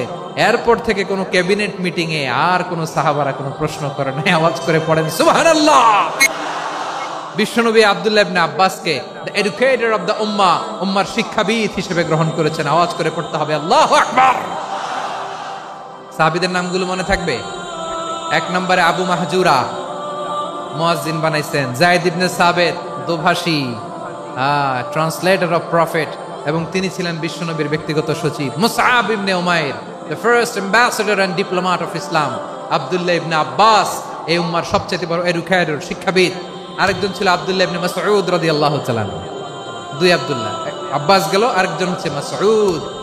মক্কার তরুণ, ছাগল পালতো মুশরিকের বিশ্বনবী আর আবু বকর রাদিয়াল্লাহু তাআলা আনহু একবার গেলেন, যে দেখে এই তরুণ দাঁড়ায় আছে। বিশ্বনবী বলেন, আমি খুব ক্ষুধার্ত, তোমার কাছে কি দুধ আছে ছাগলের? আব্দুল্লাহ ইবনে মাসউদ বলে, আছে। ওয়ালাকিন আনা মু'তামান, কিন্তু যে দুধ আছে এটা আমানতের, আমি দিতে পারবো না। বিশ্বনবী এইটা শুনেই তার টার্গেট করে ফেলছে। আনা মু'তামান, দুধ আছে কিন্তু এটা আমার মালিকের, আমি তো দরদ দেখাই, আমার মালিকের দুধ আপনি পথিক, আপনারে দিতে পারি না। বিশ্বনবী টার্গেট করে ফেলছেন, এরে আমার কাজে লাগাইতে হবে। বিশ্বনবী বললেন, আচ্ছা ঠিক আছে, দুধ দিও না, কিন্তু এমন ছাগি আছে কিনা যেই ছাগির সাথে কোনো ছাগলের মিলন হয় নাই, তার ওলানে দুধও আসে নাই, বাচ্চাও নাই, এরকম ছাগির থেকে যদি আমি দুধ খাই তাহলে তো সমস্যা নাই। বলতেছে, এরকম ছাগির থেকে দুধ খাইলে সমস্যা নাই, কারণ এরকম ছাগির ওলান থেকে দুধ আসবেও না। বলতেছে, ঠিক আছে, এরকম একটা ছাগি নিয়ে আসা হলো। বিশ্বনবী বিসমিল্লাহ বলে ওই ছাগির ওলানে হাত দিলেন। হাত দিতে দেরি, পুরো ওলানটা দুধে ভরে যেতে দেরি হয় না। বিশ্বনবী আর আবু বকর রাদিয়াল্লাহু তাআলা আনহু দহন করে পেট ভরে খেলেন। এই দৃশ্য আব্দুল্লাহ ইবনে মাসউদের হৃদয়ে দাগ কাটলো। এই মুজিজা দেখে তিনি বললেন, আশহাদু আল্লা ইলাহা ইল্লাল্লাহ ওয়া আশহাদু আন্না মুহাম্মাদুর রাসূলুল্লাহ। তিনি ষষ্ঠ মুসলিম ছিলেন, 6 নম্বর মুসলমান। ওনাকে টার্গেট করে বিশ্বনবী দেখলেন এমন ইন্টেলেকচুয়াল ব্রেন, উনি সূক্ষ্ম জিনিস বুঝে বেশি, ফিকহি জ্ঞান ওনার মধ্যে বেশি। বিশ্বনবী ওনাকে কোরআনের জ্ঞান শিক্ষা দিতে লাগলেন। উনি বিশ্বনবী সবার কাছে কোরআন শোনায়, কিন্তু বিশ্বনবী নিজে আব্দুল্লাহ ইবনে মাসউদের কাছ থেকে কোরআন শুনতো। বিশ্বনবী একবার বললেন, ইকরা আলাইয়া ইয়া মাসউদ। ইবনে মাসউদ, একবার শোনাও তো কোরআন দেখি। আব্দুল্লাহ ইবনে মাসউদ বলে, আকরাউ আলাইকা ওয়া আলাইকা উনজিল। নবী, আপনার উপর কোরআন নাজিল হয় আর আমি আপনার সামনে কোরআন পড়ব? বিশ্বনবী বললেন, ইন্নী উহিব্বু আন আসমাআহু মিন গায়রি। আমি নিজে পড়তে যেমনি ভালোবাসি, অন্যে পড়ুক আমি শুনবো, এটাও আমি ভালোবাসি। সূরা নিসা তিনি তেলাওয়াত করে শুনিয়েছেন। এমন সূক্ষ্ম বিষয় বিশ্বনবী উনাকে ধরিয়ে দিয়েছেন। উনি হয়ে গিয়েছেন আব্দুল্লাহ ইবনে আব্বাস, হয়েছেন রাইসুল মুফাসসিরিন, উনি হয়ে গিয়েছেন ফাকিহুল উম্মাহ। ওনার চাইতে বড় ফকিহ এই পৃথিবী আর দেখবে না। চিল্লায় বলেন সুবহানাল্লাহ। উনি বলতেন, ওয়াল্লাহি ওয়াল্লাহি ইল্লাযী লা ইলাহা গায়রু মা উনজিলাত সূরাতুন ইল্লা ওয়া আনা আ'লামু আইনা উনজিলাত ওয়া ফীমা উনজিলাত। বিশ্বনবী এমন ভাবে কোরআনের দার্স আমাকে দিয়েছেন, কোরআনে যত সূরা নাজিল হয়েছে, যেখানে নাজিল হোক না কেন আমি জানি এটা কোথায় নাজিল হয়েছে এবং কোন প্রেক্ষাপটে নাজিল হয়েছে। এমন একটা সূরা নাই যে সূরার কোথায় নাজিল হয়েছে আমি মাসুদের জানা নাই, কোন প্রেক্ষাপটে নাজিল হয়েছে আমার জানা নাই। এরকম ঘটবে না। চিল্লায় বলেন আল্লাহু আকবার। এই আব্দুল্লাহ ইবনে মাসউদ রাদিয়াল্লাহু তাআলা ওমর ফারুকের সময় কুফার চিফ জাস্টিস ছিলেন। কুফা নগরীর চিফ জাস্টিস বুঝেন নাই? বিচারপতি। কি ছিলেন? সবাই বলে নাই কি ছিলেন? বিচারপতি ছিলেন। এবং ওনার যে ফিকহি জ্ঞানের ধারা, এটাই আলকামা, ইব্রাহিম আন-নাখাই, হাম্মাদ ইবনে সুলাইমান হয়ে ইমাম আবু হানিফা পর্যন্ত পৌঁছেছে। এবং ওনার ফিকহি জ্ঞানের ধারাই হানাফি মাযহাবে অ্যাকসেপ্ট হয়েছে। আজও এগুলো হানাফি মাযহাবে চর্চিত হয়। হানাফি মাযহাবের সব ফিক আব্দুল্লাহ ইবনে মাসউদের ফিকহি জ্ঞানের ধারা থেকে নেওয়া হয়েছে। চিল্লায় পড়েন সুবহানাল্লাহ। তাহলে উনাকে বিশ্বনবী বানিয়েছেন জুরিস্ট, আইনবিদ, ফকিহ। উনারে আজান শিখান নাই। হিউম্যান রিসোর্স ডেভেলপমেন্ট কিভাবে করবেন, মানব সম্পদের উন্নয়ন কিভাবে করতে হয়, কিভাবে যার যেখানে প্রতিভা কাজে লাগাতে হয় উনি দেখিয়েছেন। সুবহানাল্লাহ পড়বেন না? খালিদ বিন ওয়ালিদ নাম শুনছেন? কে কে শোনেন নাই? হাত তোলেন। কি ছিলেন? বীর যোদ্ধা ছিলেন খালিদ বিন ওয়ালিদ। কিন্তু তিনি ইসলাম ধর্ম গ্রহণ করেছেন অনেক দেরিতে, 8ম হিজরিতে। তার মানে 8ম হিজরির আগে উনি মুশরিকদের পক্ষে লড়াই করেছেন। ওনার হাতে কত মুসলিম সাহাবী যে নিহত হয়েছে হিসাব নাই। বিষ্ণুনবী টার্গেট করে রাখছে, তুমি আমাদের মুসলিমদের এত ক্ষতি করলা, তুমি যখন মুসলমান হবা তোমারে দিয়ে আমি এমন কাম করামু যে এটা আর কেউ করতে পারবে না। সুবহানাল্লাহ নাই। যশোর ক্লান্ত হয়ে গেছে।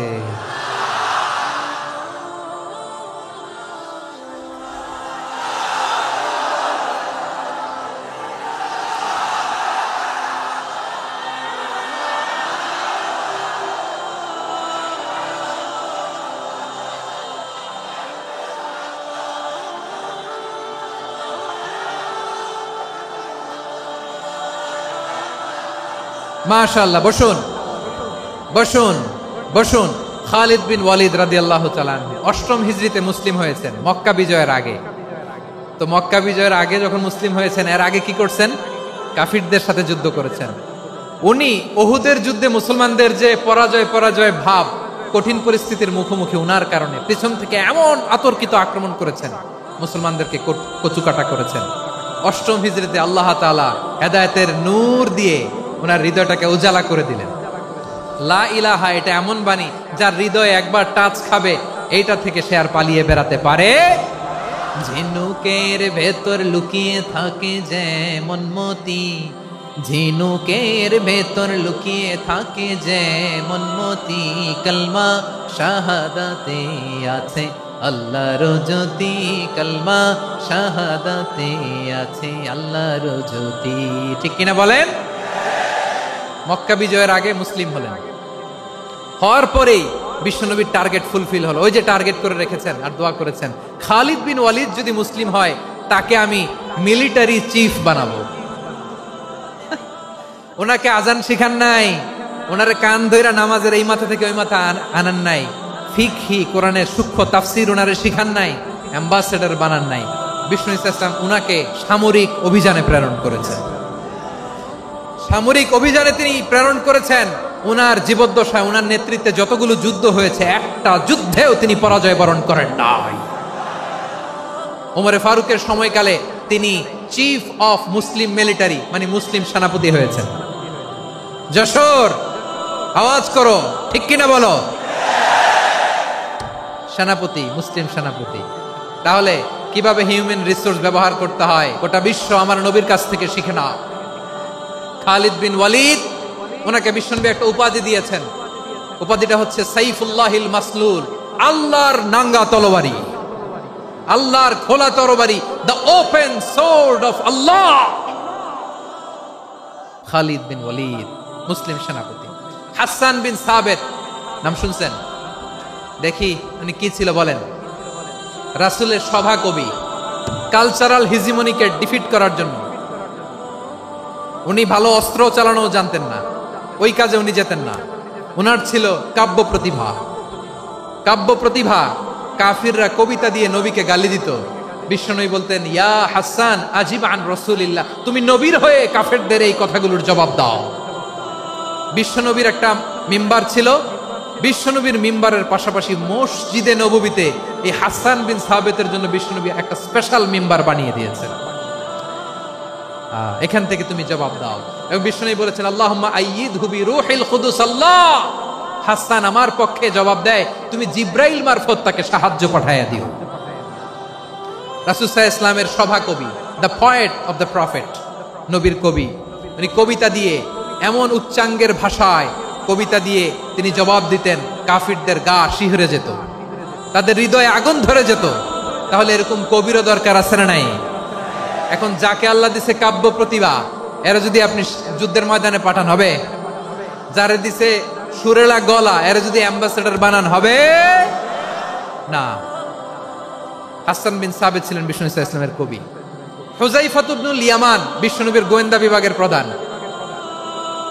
কিসের প্রধান? হুযায়ফা ইবনুল ইয়ামান। ওনার ছিল ডিটেকটিভ মাইন্ড, ডিটেকটিভ মাইন্ড, গোয়েন্দা বিভাগের প্রধান। এবং উনি হচ্ছেন সাহিবু সিররি রাসূলিল্লাহ, রাসূল সাল্লাল্লাহু আলাইহি ওয়াসাল্লামের গোপন তথ্যের ধারক বাহক। নবীর যেই কথা কেউ জানে না, সব হুযায়ফার পেটের ভিতরে ছিল। সুবহানাল্লাহ পড়েন। মদিনার যত ইহুদিদের একটা লিস্ট ছিল, এই লিস্ট শুধু দুইজন জানতো, বিশ্বনবী আর হুজাইফা। সুবহানাল্লাহ পড়বেন না? তাহলে উনাকে কোন দায়িত্ব দিছে? কোন বিভাগ? যশোর। আওয়াজ করো, কোন বিভাগ? গোয়েন্দা বিভাগের হেড ছিল। খন্দকের যুদ্ধে প্রচন্ড আজকের মতো শৈত্য প্রবাহ, মাটি খনন করতে করতে সাহাবীদের পেটে ক্ষুধা নাই, দাঁড়াইতে পারে না নামাজের জন্য, এত ক্লান্ত, ক্ষুধা, ক্লান্ত, শ্রান্ত। বিশ্বনবী বললেন, কে আছো? এই কঠিন শীত, এই ভয় আর ক্ষুধার মধ্যেও খন্দকের পরীক্ষার টপকে শত্রু শিবিরে যে আমাকে তথ্য দিবা, কে আছো? কারো গায়ে শক্তিই নাই যে দাঁড়াবে, কেউ দাঁড়ায় না। বিশ্বনবী তখন নিজে হুজাইফাকে ডাক দিলেন, হুজাইফা, যে আমাকে আজকে শত্রু শিবিরের তথ্য এনে দিবে সে জান্নাতে আমার মোরাফাকা, আমার সঙ্গী হবে। হুজাইফা রাদিয়াল্লাহু ইবনুল ইয়ামান জীবনের ঝুঁকি নিয়ে এই ক্ষুধা, শৈত্য প্রবাহ, কোল্ড ওয়েভসকে উপেক্ষা করে পরীক্ষা টপকে শত্রু শিবিরে যে সবার কথাগুলো চুপে চুপে শুনে বিশ্বনবীর দরবারে এসে গোয়েন্দাদের মতো তথ্য সরবরাহ করেছে। বিশ্বনবীর গোয়েন্দা বিভাগের প্রধান হুজাইফা ইবনুল ইয়ামান ইন্টেলিজেন্স বিভাগ চালাতেন। মুনাফিকদের নাম ওনার কাছে ছিল। মুআয ইবনে জাবাল মদিনা রাষ্ট্রের সবচেয়ে সিনিয়র আমলা ছিলেন। আমলাতন্ত্র চিনেন তো? প্রশাসনিক কাজ যারা চালায়, অ্যাডমিনিস্ট্রেশন বুঝেন না? The department of administration. মদিনার রাষ্ট্রের সিনিয়র আমলা মুআয ইবনে জাবাল মুতাখাসসিসুন ফিল হালাল ওয়াল হারাম, হালাল হারামের স্পেশালিস্ট ছিলেন। বিশ্বনবী উনাকে ইয়ামানের গভর্নর করে পাঠিয়েছেন। বলেছেন, ইন্নাকা তা'তি কওমান আহলা কিতাব, এমন গোষ্ঠীর কাছে যাবা যারা ইহুদি নাসারা, আগে শাহাদা পড়লে এরপরে নামাজের দাওয়াত দিও, নামাজ পড়লে যাকাতের দাওয়াত দিও। গভর্নরের অ্যাটিটিউড যেমন থাকে তেমন অ্যাটিটিউড ধরে রেখো। সুবহানাল্লাহ পড়েন। তাহলে মুআয ইবনে জাবালকে দিয়ে বিশ্বনবী কবিতা লেখায় নাই, চিঠি লেখায় নাই, আজান দেওয়ায় নাই। সুবহানাল্লাহ পড়বেন না? সব শেষ সাহাবী বলি আবু হুরায়রা রাদিয়াল্লাহু তাআলা আনহু। নাম শুনছেন? বিড়ালের বাবা। কি করতেন? খালি হাদিস মুখস্থ করতেন। উনি বলতেন, আলজামু রাসূলুল্লাহ আলা মিল ইবাতনি, আমার শুধু পেটের ক্ষুধার বন্দোবস্ত হইলে আমি নবীর সঙ্গ ছাড়তাম না। আমার আনসার সাহাবারা ক্ষেত খামারের কাজ করত, আমার মুহাজির সাহাবারা ব্যবসা করত, আর আমি নবীর সাথে সাথে থাকতাম। শুধু সকাল বিকাল দুই বেলা যদি আমার খাবারের বন্দোবস্ত হয়, আমি আর নবীর লক ছাড়ি না। সুবহানাল্লাহ কইবেন না? 5374টা হাদিস তিনি বর্ণনা করেছেন। সবচেয়ে বেশি হাদিস বর্ণনাকারী সাহাবী। হাদিস প্রিজার্ভেশনের কাজে বিশ্বনবী ওনাকে কাজে লাগিয়েছেন। উনি একদিন বলেন, ইয়া রাসূলুল্লাহ আসমাউ মিনকা কাসীরান ফালা আহফাজু, নবী অনেক কথা শুনি আমার মনে থাকে না। বিষ্ণু বললেন, তাই? উবসুত রিদাক, তোমার চাদরটা বিছাও। আবু হুরায়রা বিছালেন, বিশ্বনবী হাত বুলায় দিলেন, এরপরে অনেক হাদিস বর্ণনা করলেন। আবু হুরায়রা বলে, তারপর থেকে বিশ্বনবী যাই বর্ণনা করে আমি শুনি আর একটাও ভুলি না। এখন সুবহানাল্লাহ। বিশ্বনবী ওনাকে হাদিস প্রিজার্ভেশন, নবীর এই যে লক্ষ্য হাদিস প্রিজার্ভেশনের এই দায়িত্ব দিয়েছেন সাইয়েদনা আবু হুরায়রা রাদিয়াল্লাহু তাআলা আনহুকে। প্রিয় ভাইরা, তাহলে 10 জন সাহাবীর কথা যে বললাম, আপনারা কি খেয়াল করেছেন কত বড় ট্যালেন্ট হান্টার, চৌকস ট্যালেন্ট হান্টার ছিল আমার নবী। এক একজনের এক এক ট্যালেন্ট, এক এক কাজে অ্যাসাইন করেছেন, এক একজনকে এক এক দায়িত্ব দিয়েছেন, এক একজনের প্রতিভাকে এক একভাবে বিকশিত হওয়ার সুযোগ দিয়েছেন। আওয়াজ করে বলেন ঠিক কি না? এখন আমার পর্দার আড়ালে আমার মায়েরা বলবে, এতগুলো পুরুষ সাহাবীর কথা বললো, নারী সাহাবীরা কি কিছু করে নাই? হ্যাঁ, একজন নারী সাহাবীর কথা বলে মোনাজাত হবে, দোয়া ছাড়া কেউ যাব না। রুফাইদা আল আসলামিয়া রাদিয়াল্লাহু তাআলা আনহা, ওনার বাবার নাম সাআদ আল আসলামি। বিশ্বনবী কি খেয়াল করলেন দেখেন, সাআদ ছিল মদিনার বড় ডাক্তার। এই নারী সাহাবী রুফাইদা বাবার কাছ থেকে চিকিৎসা বিদ্যা শিখেছেন। যখন শিখছে, বিশ্বনবী দেখলেন আমার তো প্রতি সপ্তাহে সপ্তাহে যুদ্ধে আহত সাহাবীদের সেবা দিবে কে? বিশ্বনবী রুফাইদাকে বললেন, রুফাইদা তুমি মসজিদে নববীর পাশে একটা মেডিকেল ক্যাম্প করো। এই যে সাকিনা আদ্দিন মেডিকেলের আমার ছাত্রী বন্ধুরা, শুনে রাখো, তোমাদের আইকন হচ্ছে রুফাইদা আল আসলামিয়া। বিশ্বনবীর ডিরেকশন অনুযায়ী তিনি মসজিদে নববীর পাশে একটা মেডিকেল ক্যাম্প করলেন এবং আহত সাহাবাদের চিকিৎসা উনি ওনার টিম নিয়ে দিতেন। বিশ্বনবীর পরামর্শে উনি আনসারি এবং মুহাজির মহিলা সাহাবীদেরকে নিয়ে একটা স্পেশাল মেডিকেল টিম গঠন করলেন। খায়বার যুদ্ধে 7ম হিজরিতে যখন বিশ্বনবী যায়, উনি ওনার টিম নিয়ে আসলেন, বললেন, ইয়া রাসূলুল্লাহ, আমরা তো তলোয়ার চালাতে পারি না, আমরা তো তীর মারতে পারি না, আপনি যদি অনুমতি দেন খায়বার অভিযানে আমি আমার টিম নিয়ে মেডিকেল টিমের সেবাটা সার্ভিসটা দিতে চাই। পড়েন সুবহানাল্লাহ। বিশ্বনবী অনুমতি দিলেন। যোদ্ধা সাহাবীদের সাথে রুফাইদা আল আসলামিয়া উনিও মেডিকেল টিম নিয়ে অগ্রসর হলেন। খায়বারের প্রতিটা আহত ইনজুর্ড সাহাবী যারা ইনজুরি শিকার হয়েছেন সবাই রুফাইদা আল আসলামিয়ার এই মেডিকেল ক্যাম্প থেকে চিকিৎসা সহায়তা পেয়েছেন। সুবহানাল্লাহ পড়েন। দেখেন কিভাবে বিশ্বনবী ট্যালেন্ট বাছাই করতেন। আপনি অবাক হবেন, বাহরাইনের মেডিকেল ইউনিভার্সিটিতে রুফাইদা আল আসলামিয়া মেডিকেল প্রাইজ অ্যাওয়ার্ড প্রতি বছর দেয়া হয়। যদি 8 দিনের এই মেডিকেল, আমার বোনেরা যদি জেনে থাকো জানো, না হলে নতুন করে জানো, সার্চ দিও, রুফাইদা আল আসলামিয়া মেডিকেল অ্যাওয়ার্ড বাহরাইনের ইউনিভার্সিটিতে দেওয়া হয়। প্রিয় ভাইয়েরা, তাহলে আলোচনার সামারি আমরা করি। বিশ্বনবী যার যেখানে ট্যালেন্ট তাকে ওইখানে কাজে লাগাতেন। আওয়াজ করে বলেন ঠিক কিনা? এবার একটা ইন্টারভিউ হবে, আওয়াজ করে বলেন, আবু মাহজুরাকে বিশ্বনবী কি বানাইছেন? হ্যাঁ, ভুলে গেছেন? সামনের চুলে হাত দিয়ে বিশ্বনবী কি সুন্দর গলায় আজান শিখালেন। মুয়াজ্জিন। যায়েদ বিন সাবিতকে একাডেমিক প্রজেক্টের দায়িত্ব দিয়েছেন, তিনি ছিলেন বিশ্বনবীর দোভাষী ব্যক্তিগত সচিব। মুসাব ইবনে Umair, the first ambassador of Islam. Abdullah ibn Abbas, উম্মার বড় শিক্ষাবিদ মুফাসসির। আব্দুল্লাহ ইবনে মাসউদ, আব্দুল্লাহ ইবনে মাসউদ ছিলেন জুরিস্ট। কি ছিলেন? জুরিস্ট ছিলেন, এই উম্মার সবচেয়ে বড় জুরিস্ট। খালিদ বিন ওয়ালিদ, সেনাপ্রধান। হাসান বিন সাবিত, হাসান বিন সাবিত ছিলেন বিশ্বনবীর সভাকবি। কি ছিলেন? বিশ্বনবীর সভাকবি ছিলেন। এরপরে হুযায়ফা ইবনুল ইয়ামান কি ছিলেন? গোয়েন্দা বিভাগের প্রধান। মুআয ইবনে জাবাল কি ছিলেন? সিনিয়র আমলা, ইয়ামানের গভর্নর। আবু হুরায়রা রাদিয়াল্লাহু তাআলা আনহু হাদিস প্রিজার্ভেশনের কাজ করেছেন। আর আমাদের রুফাইদা আল আসলামিয়া রাদিয়াল্লাহু তাআলা আনহা কি ছিলেন?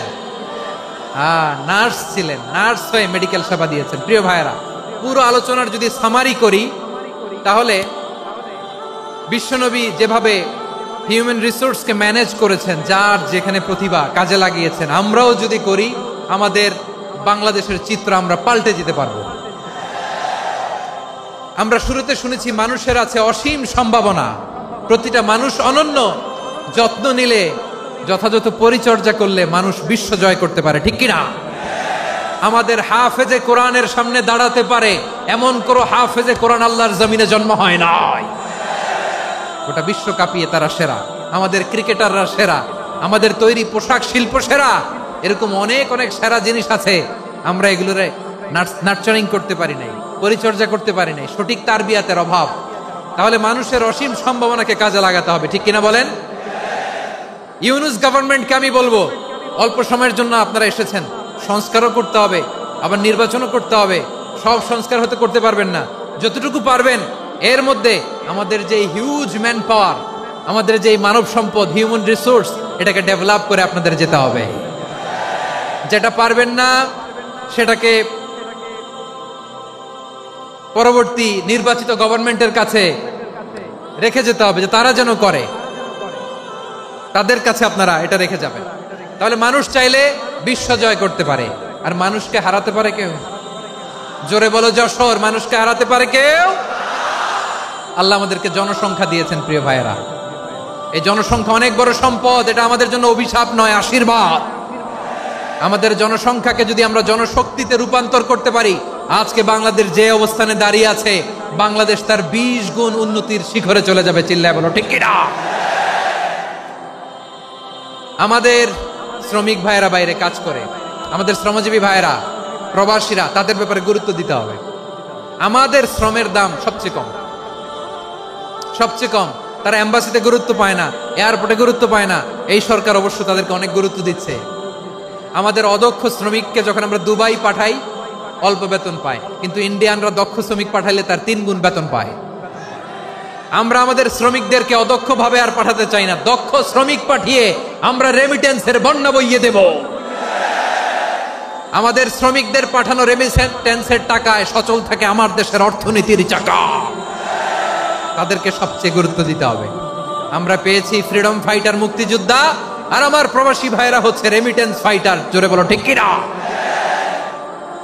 তাহলে আমাদের এই জনশক্তিকে জনসম্পদে ট্রান্সফর্ম করতে হবে, ঠিক কিনা বলেন? সরকার জনগণকে এভাবে পলিশ করতে হবে। মা বাবারা ছেলে মেয়েদের মধ্যে কার কোন যোগ্যতা তাকে ওইভাবে কাজে লাগাতে হবে। সবার এ প্লাস পাওয়ার কোনো দরকার নাই। আমাদের দেশে একটা টেন্ডেন্সি আছে, পরীক্ষায় এ প্লাস না পাইলে কই তুই কি করলি, পাশের বাড়ির ছেলে এ প্লাস পাইছে, যা ওর পা ধোয়া পানি খা। কি খা? আমি ভাবছি যে পা ধোয়া, এ প্লাস পাওয়া ছেলেদের পা ধোয়া পানির একটা পানির ব্র্যান্ড বানাইতে হবে। এরকম লেখা থাকবে, এ প্লাস পাওয়া ছেলেদের পা ধোয়া পানি। খাওয়া নাই, এগুলার খাওয়া নাই। ওরে আল্লাহ এ প্লাস পাওয়ার জন্য বানাইছে, আর আপনার ছেলেকে এই এ প্লাস গুলারে নিয়ন্ত্রণ করার জন্য আল্লাহ বানাইছে। ওকে দিয়ে আল্লাহ কি করবে আপনি জানেনই না। একটা এ প্লাস, একটা এ গ্রেড একটা মানুষের জীবনকে ঠিক করে দিতে পারে না। আপনার ছেলেকে আল্লাহ অন্যদিকে যোগ্যতা দিয়েছে। ওদের মনোবল ভাঙবেন না, খবরদার খবরদার। ছেলে মেয়েদের মনোবল ভাঙবেন না। যাকে দিয়ে যেটা হবে তাকে দিয়ে সেটা করতে হবে, তার প্রতিভাকে সেভাবে কাজে লাগাতে হবে। তাহলে বাংলাদেশ, আমাদের এই জনসংখ্যা জনসম্পদে রূপান্তরিত হবে। আমাদের সরকারের তত্ত্বাবধানে আমাদের 18 কোটি জনগণ দক্ষ জনশক্তিতে রূপান্তরিত হোক। আমরা চাই কি চাই না? আমরা ভালো মানুষ, শ্রেষ্ঠ মানুষ হতে চাই কি চাই না? ওই জাপানিজদের মতো সৎ, ওই ইউরোপিয়ানদের মতো কালচার্ড। আমাদেরকে আল্লাহ তাআলা কোরআন সুন্নাহ অনেক কিছু দিয়েছেন। যেহেতু বর্তমানে আমরা দেখছি তারা সৎ, তাদের মধ্যে ভ্যালু আছে, সেগুলো আমাদের মধ্যে আনার দরকার আছে না নাই? আর ইসলাম দিয়ে আমাদের জীবনকে সাজাতে হবে। ইসলাম দিয়ে আমার পরিবারকে সাজাতে হবে। ইসলাম থেকে, কোরআন থেকে প্রেসক্রিপশন না নিলে জীবন সুন্দর হবে না। কোরআন থেকে প্রেসক্রিপশন না নিলে সমাজ সুন্দর হবে না। কোরআনের প্রেসক্রিপশন না মানলে রাষ্ট্র সুন্দর হবে না। কোরআনের প্রেসক্রিপশন অ্যাপ্লাই না করলে শুধু দুর্নীতি দমন কমিশন দিয়ে দুর্নীতি বন্ধ করা যাবে না। এজন্য কোরআনের আইন আমরা চাই কি চাই না? প্রিয় ভাইয়েরা, হিউম্যান রিসোর্স ডেভেলপমেন্ট, মানব সম্পদের উন্নয়ন, আমাদের সরকার যেন এদিকে নজর দেয়। আমরা যেন এই ব্যাপারে যত্নবান হয়ে উঠি। যাকে আল্লাহ যে যোগ্যতা দিয়েছে, এই যোগ্যতা দিয়ে আমরা যেন ইসলামের জন্য, দেশের জন্য কাজ করি। আমরা যেন আমাদের স্কিল ডেভেলপ করি, আমাদের পটেনশিয়ালকে ডেভেলপ করি। মোরালিটি, ভ্যালিউজ নিয়ে শায়েখ আহমদুল্লাহ আলোচনা করেছেন। এগুলো দিয়ে যেন আমরা আমাদেরকে সাজাই। আল্লাহ তাআলা আমাদের দেশকে তুমি নিরাপদ করো, আমরা পড়ি আমিন। আল্লাহ আমার 18 কোটি জনগণকে তুমি জনশক্তিতে রূপান্তরিত করো, আমিন। আল্লাহ আমরা হাতে হাত রেখে, কাঁধে কাঁধ মিলিয়ে ভাই ভাইয়ে যেন এই দেশকে গড়তে পারি, আল্লাহ তুমি তৌফিক দান করো, আমরা পড়ি আমিন। আমার প্রিয় মহিউদ্দিন ভাই বলেছেন, হুজুর এমন একটা ঘোষণাপত্র দিয়ে যাবেন আজকের এই ঐতিহাসিক যশোরের প্রোগ্রামে, যেটা গোটা বাংলাদেশে মানুষ এটার উপর আমল করে। আমি যে কথাটা বলেছি এটাই, আসুন আমরা আমাদের জনসংখ্যাকে জনসম্পদে ট্রান্সফর্ম করি। আমাদের জনসংখ্যাকে আমরা যেন জনশক্তিতে রূপান্তরিত করি। জনসংখ্যাকে ট্রান্সফর্ম করে জনশক্তি দিয়ে আমরা যেন আগামীর বাংলাদেশ, স্বাধীন বাংলাদেশ 2.0 কে গড়ে তুলি। আল্লাহ তাআলা আমাদের সবাইকে কথাগুলো বোঝার, আমল করার তৌফিক দান করুন। এই জেনজি, ক্ষমা করে দিও আমাকে, অনেক ধমক দিছি, বকা দিছি। আল্লাহ তোমাদেরকে করুক, কবুল করুক, যশোরবাসীকে কবুল করুক, আদ দিনকে কবুল করুক, এই মেডিকেল কলেজকে কবুল করুক, ইসলামের জন্য বাঁধ ভাঙা এই জোয়ার এবং উচ্ছ্বাসকে আল্লাহ তাআলা কবুল করুক। হাযা মা ইনদি ওয়াল ইলমু ইনদাল্লাহ আলাইহি তাওয়াক্কালতু ওয়া ইলাইহি উনীব। সুবহানাকাল্লাহুম্মা বিহামদিকা আশহাদু আল্লা ইলাহা ইল্লা আনতা আস্তাগফিরুকা ওয়া আতুবু